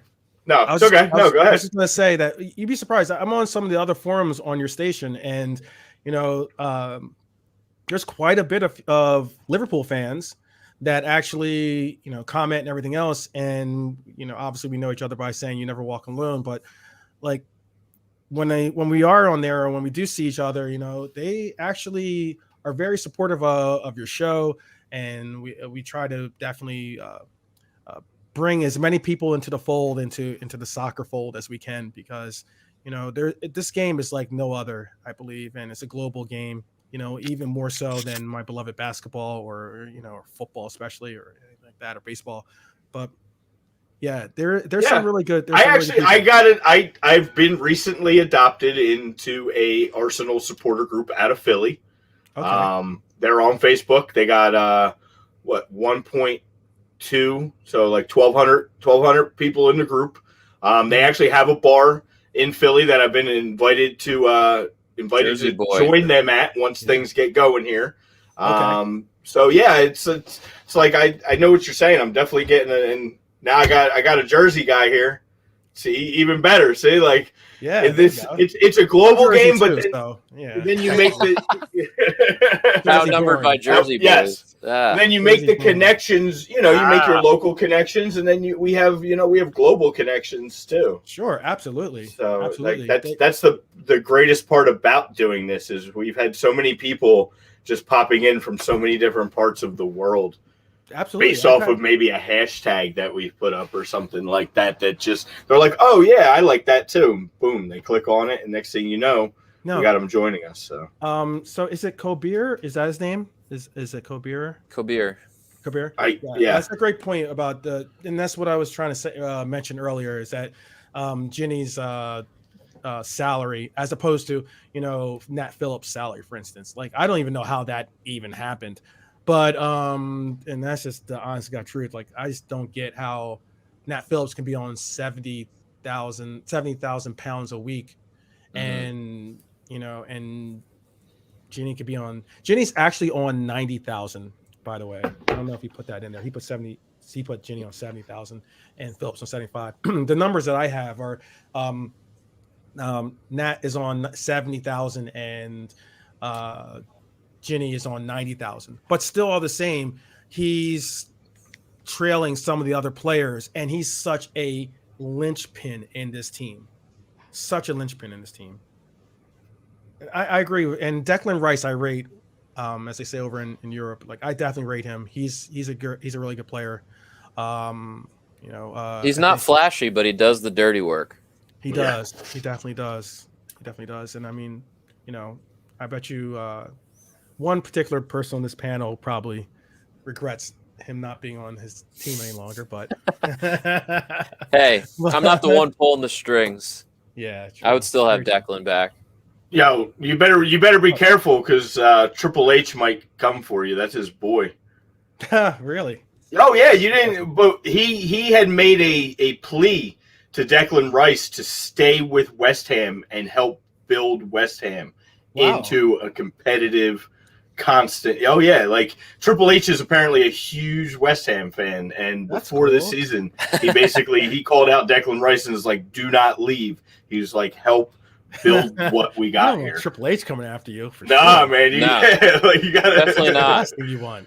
Yeah. So I don't know. They seem to be doing a lot of the right. Like we talked about it. Like time will give us that answer, but they do seem to be doing a lot of the right things.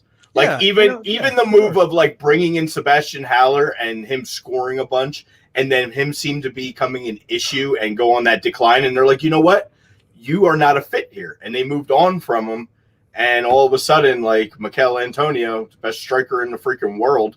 New Jamaican striker. I thought Kabir was my friend for a little bit. Now all of a sudden I see how we're going. But it's all good. That's why we have a live report. We can fly. Okay. We will be in that Champions League. He's fitting right into the banter. Yeah, Kobir. Sure. It's cool. And like I said, now that we have such a huge, it's the 9 versus 7 match, right? Which is huge, really, really big. Oh, it is. It's crazy. It's just like Arsenal Liverpool was the 9 versus 7 match, and that's what's crazy about it. There was a point in time where Arsenal and Liverpool were primetime TV. Yeah, guys, and that was like that was one of the biggest matchups in the Prem. This game was on US television when Premier League games weren't on US television. Exactly. Yeah. Exactly. And that's where, but now, you have two teams that, one that has championships and, titles. And the other one that's FA Cups. Yeah. The other one that's Arsenal. If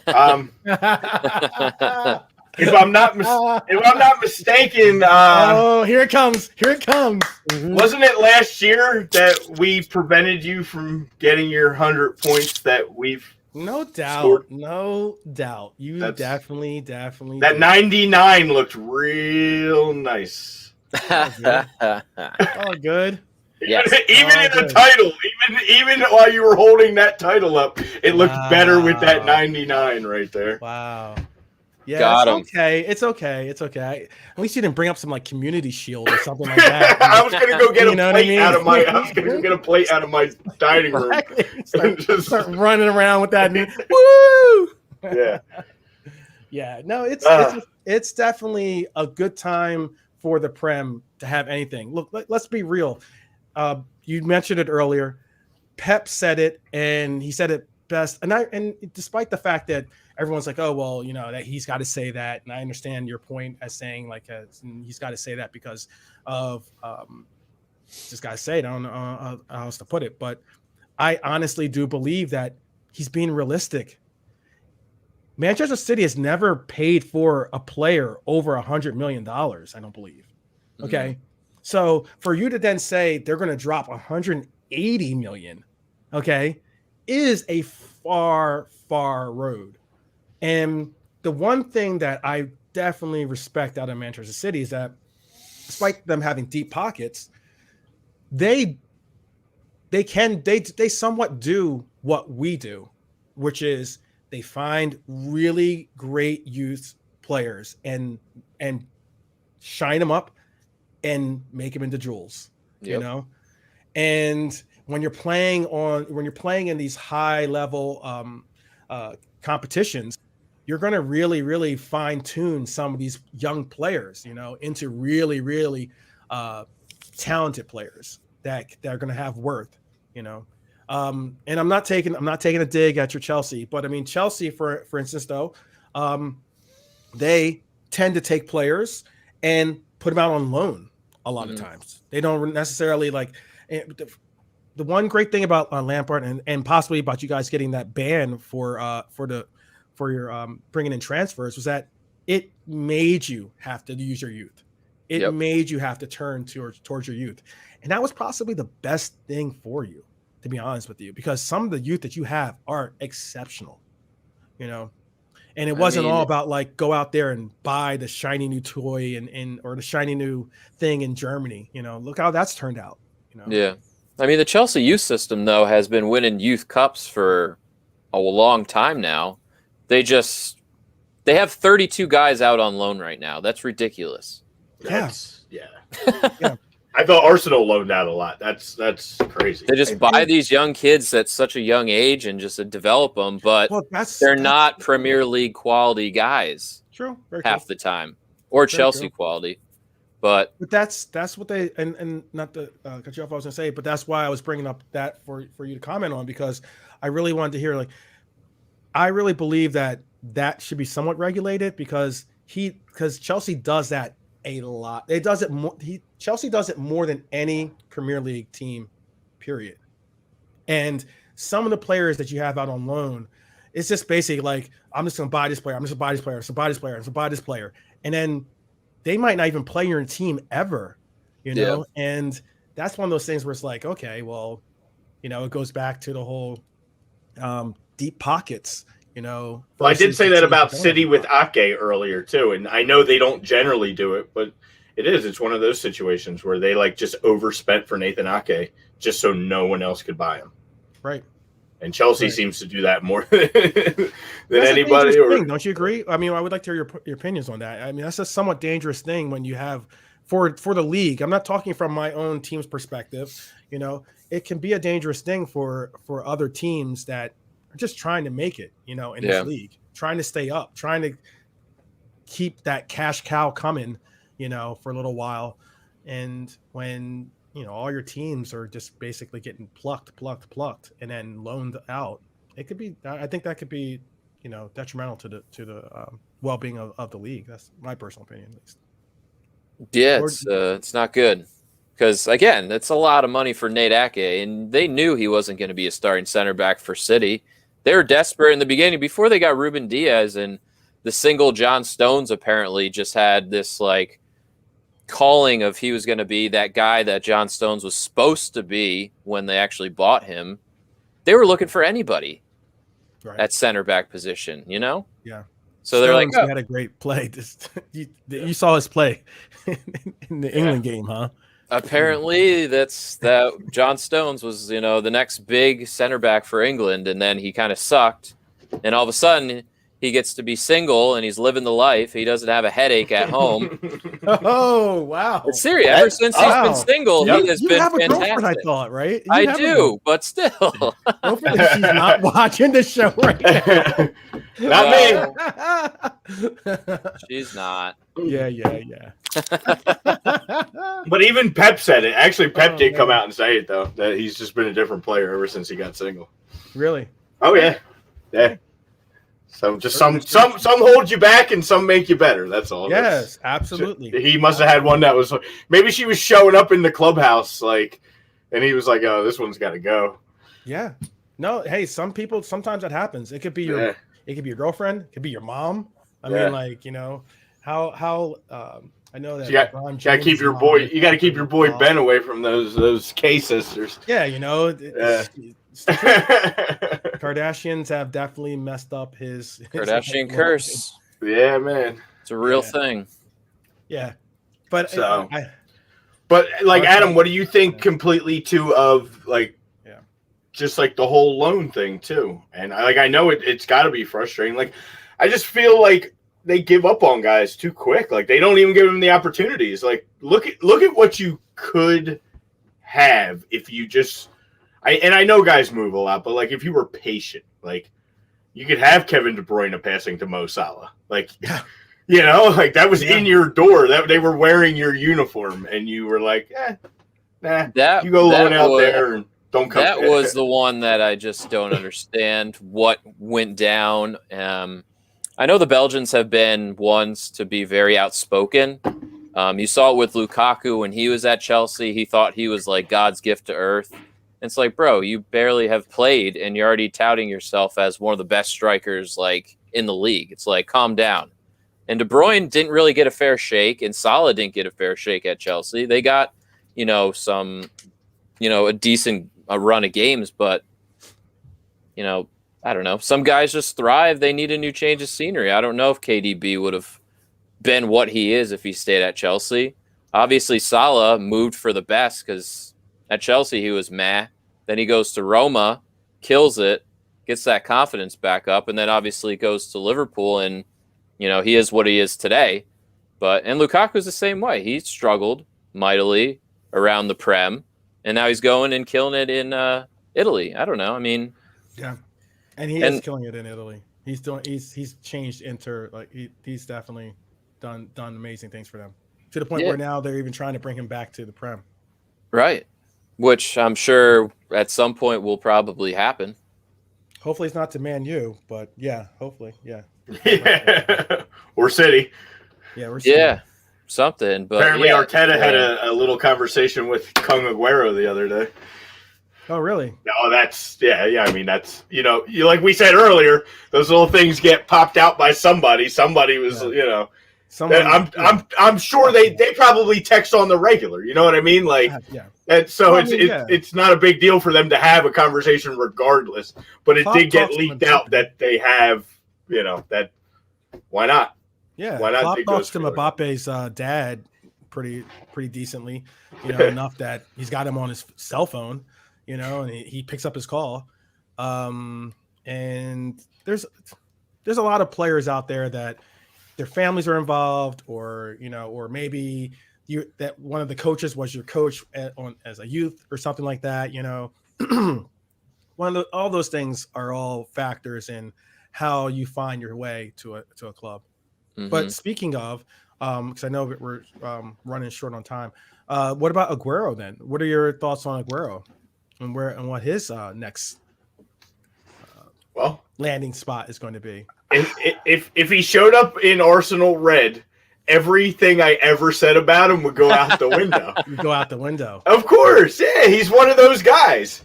You absolutely despise and hate him until he throws your kid on. So, like to this moment, I still I got zero love for him. But if that ever happened and, they decide to move on from whether it be Oba or Laka or whatever these movements come, and he's the move, I wouldn't be upset about it. But I don't know. I don't think that's probably. I don't know. Maybe do you think he's going to go to? Do you think he's going to? How about this? Do you think he's going to stay in the Prem? That's one of the biggest questions. If he leaves City, no, I don't think so. Okay. I don't know. It depends on how much money he's going to be asking for and what his contract, how many years he wants. I think he makes like 230, if not 230 or 250,000. I think I want to say. Because don't quote me on that, but I think it's around there. For the right price, maybe bring him in because he's probably got maybe 2 years of good football left at like a high level. Sure. Yeah, sure. How old is he? He's not done. He's 32, I want to say. Yeah, 31, 32, somewhere in that. He is 32. He'll be 33 in June. Okay. So, yeah, I'd give him maybe a 2-year deal for the right money, but after. And I think Chelsea has been rumored to be interested. Yeah. Of course they are. Paul Roman's interested in anybody. But my point is this: then you bring Aguero, great, but Giroud is a really good player already, and he's scoring goals for you guys. Yeah. Like that's where I don't understand how sometimes people see these players as like so interchangeable and so. I was saying that earlier with them all wanting another goalkeeper already. I'm like, what is that going on? You brought in this Mendy kid. He's got like 6-7 clean sheets, and they're like, we need we got to go get Oblak, or we got to go get Donnarumma, or we like why for what? These kids had a cup of coffee. I didn't say that. I know you didn't say that. But I don't want Donnarumma. He's probably going to be an Italian through and through. He'll stay there forever. He'll stay there. Yeah. And again, you know what? And this is something that you have to keep in mind. One, England is no longer a part of Europe, right? Of the European Union. So by that, it changes how many players they can actually have on their teams that aren't English born. Okay? Yeah. So that is again something that teams are going to have to adjust and everything else to fit those criteria. And when you even get further down the line, you still have a situation where a lot of these players don't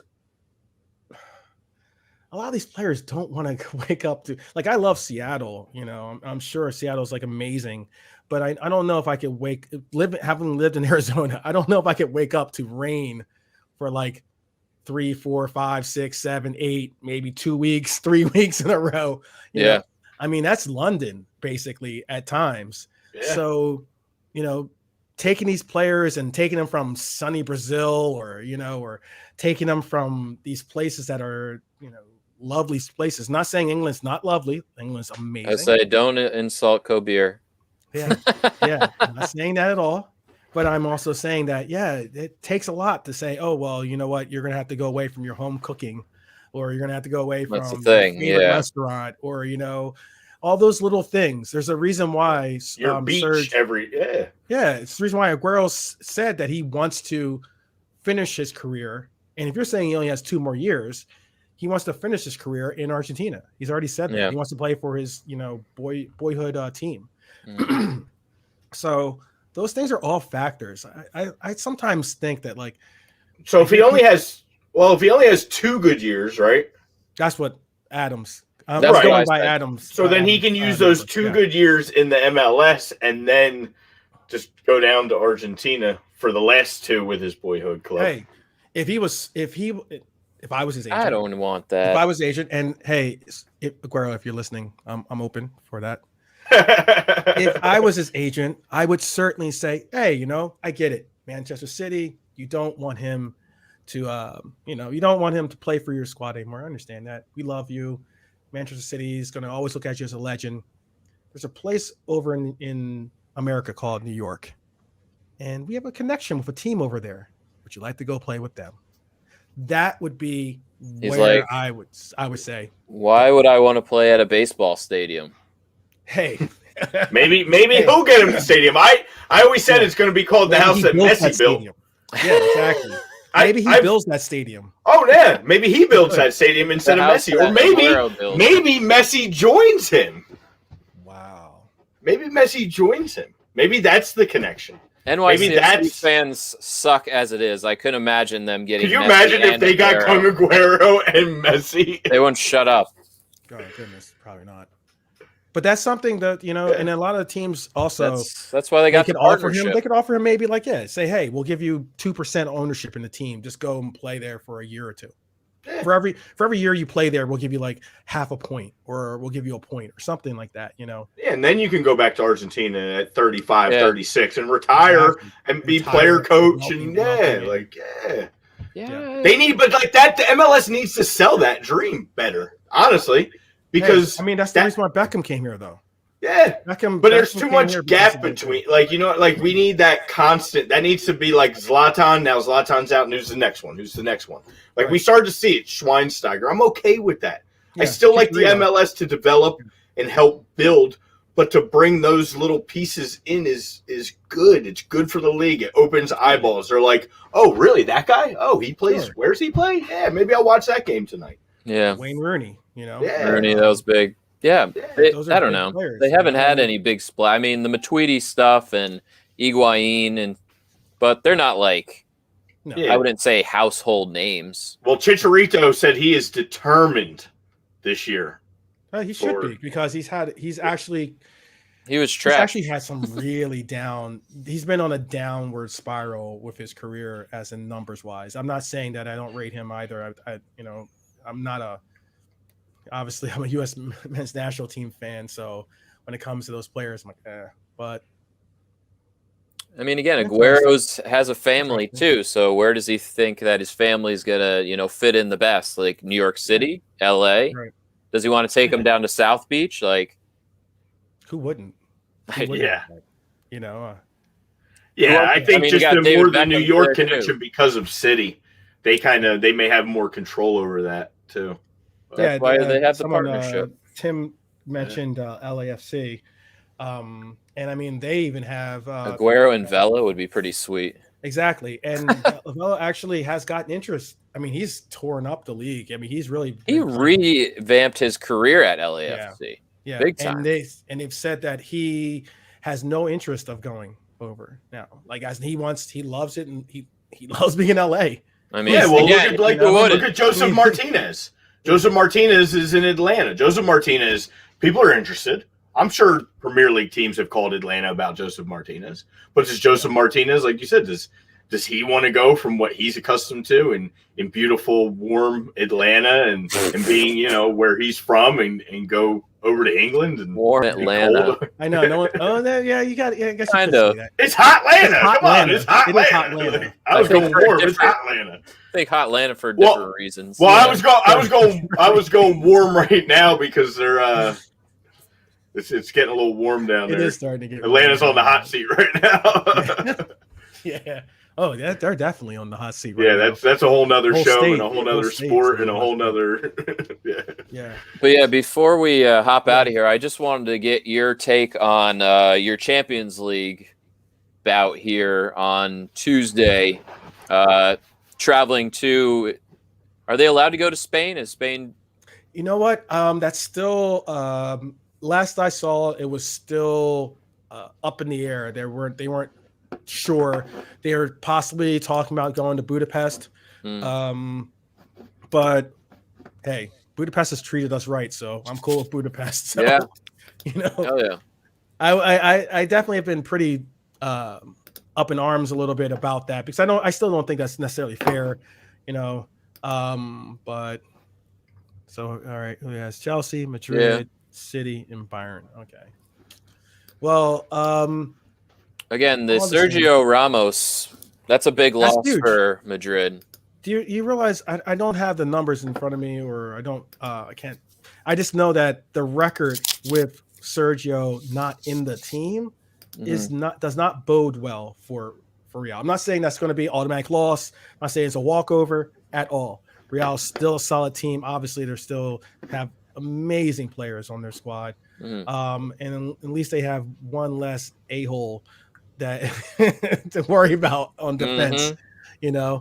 So, but I think we can. It's going to be a fun week. It's definitely going to be a fun week, and it's going to be interesting because what Chelsea has their draw as well, and now that we have to play the way that we have to play, excuse me, it should be interesting how, or I said Chelsea, Arsenal has their draw coming up on Thursday, I believe, in Europa, correct? Yes. So it's going to be interesting what lineups we're going to put out there, how determined we are going to make it. I know Klopp has said that one of the things is that, let's just go out there and see, we're going to try to win every match, period, and if top 4 comes, great. If top 4 doesn't come, okay, we'll deal with it. And it's meaningful. It's very meaningful. My Salah in. My only hope of winning this game today is just to come back and talk shit to you. Oh, I know. Because again, like you said, my heart is in Thursday. I think a lot of Arsenal fans, and I think Arsenal in general, I think Arteta, it's all got to be kind of in Thursday. Like, you can't just come in and lay down in this game. You've started to make a little progress in the Prem. You're starting to make but like Thursday's it. Like, you're playing this Slavia Praha team that doesn't concede goals. That's where the focus really has to be for me. But I hope that you can't come out today either and just lay an egg. You gotta, because that can hurt your confidence on Thursday. Can I ask this? Because I know you still got to go to the cards, the yellow and red card. But can I ask you this? How do you see them coming out? That's one question. And Adam, you can weigh in on that too. Like, I'd love to hear how you believe, because I know how everyone says, "Oh, Liverpool, they aren't." You know how Liverpool's going to come out. We're going to press. You're going to do the counters. We're really going to push forward. But how is Arsenal going to come out? I don't want to deflect the question and kind of take the easy route and say I'm going to need to see the lineup to make that decision, but I kind of am. I think they need to come out with a sense of offense. Like they're going to want to play from the back. They're going to want to push the ball up. If Tierney's playing, I think you're going to see them try to push, and they're going to try to take it to you with your defensive struggles, and they're going to try to actually put goals in the net. If Tierney is not in the lineup, then I think you're looking more at they're going to kind of sit back and try to defend against your potential of top 3 again. We don't know your lineup ahead of time either. So like Arteta's got to factor the fact that you guys still have a chance at the top 4, and he's David Luiz is out, right? David Luiz is out. David Luiz is out, right? David Luiz should be out, yeah. Yeah, right. Okay. So he should 100% be out. So at least that's one less yellow or red card. I'm all for it. Now we just got to make sure Xhaka's on the bench too, and we're golden. Go with Thomas, and I want, honestly, like, if Salah's in, I want El Nehi in. Like, I love when El Nehi gets to play against Salah because he knows Mo Salah. They play together on the national team. But it is like that. Those things are big, and you know that. Egyptian connection. You know that. That's a little tiny edge, a little extra. I like it. And vice versa, but it's vice versa too. Salah's going to be like, yo, he can't defend to his right. Take him on. Things like that. That's a little game inside the game. I want to see Mohamed in that starting. This is why I tune in to hear my Chelsea and Arsenal insider information. Yeah, to me, those are important. Like, if I'm Mikel Arteta, I'm making sure I have El Nehi in this starting line. Absolutely. Wow. Okay. So we'll see. We'll see in about a couple hours when it comes out. And I wish you the best of luck. Thank you. I wish you none. Thank you. I expect nothing less.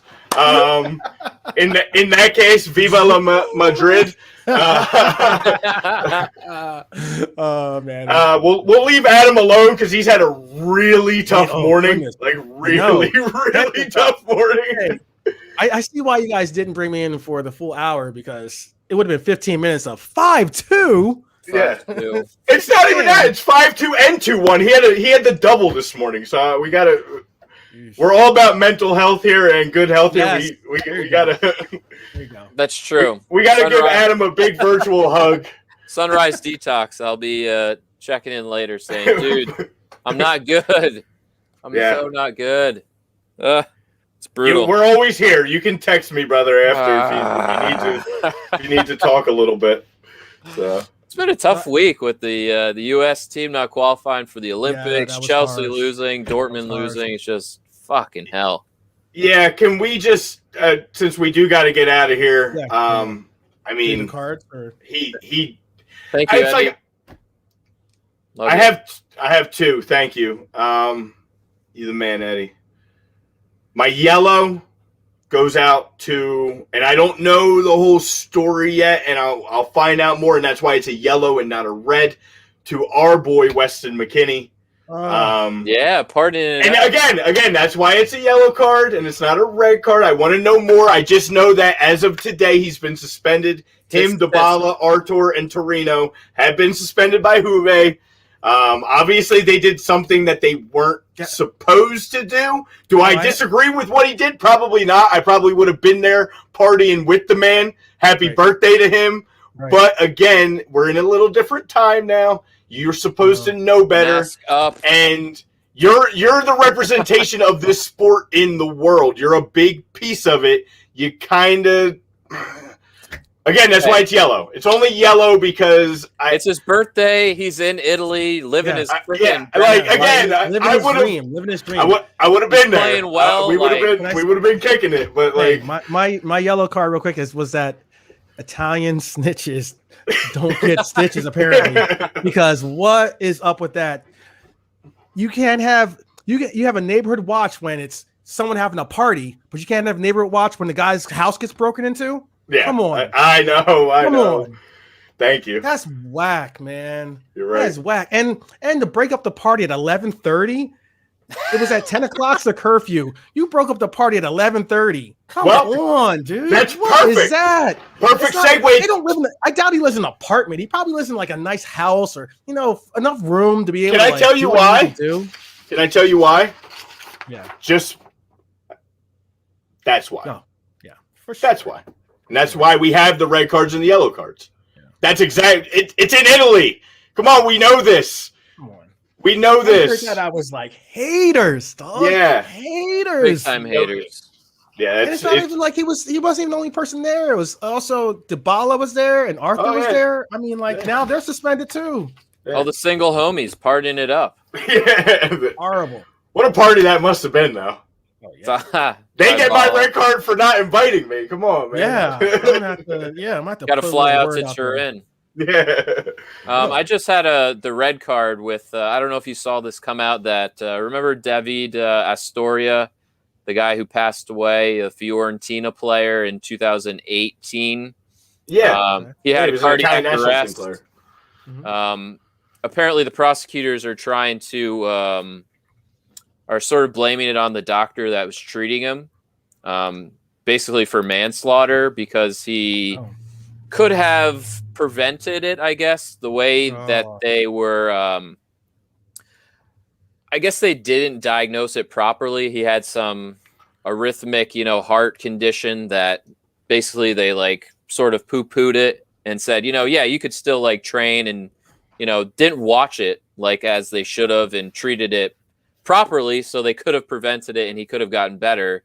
So he goes out and plays some games, and of course then he dies of cardiac arrest because obviously they misdiagnosed it. So Jackson.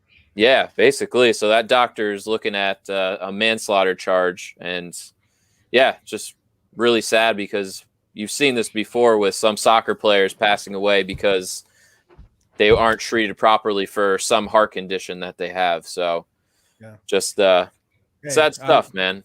It is tough. I was old enough to and a fan of to see Hank Gathers go down. And that was horrific, and that's horrible to hear.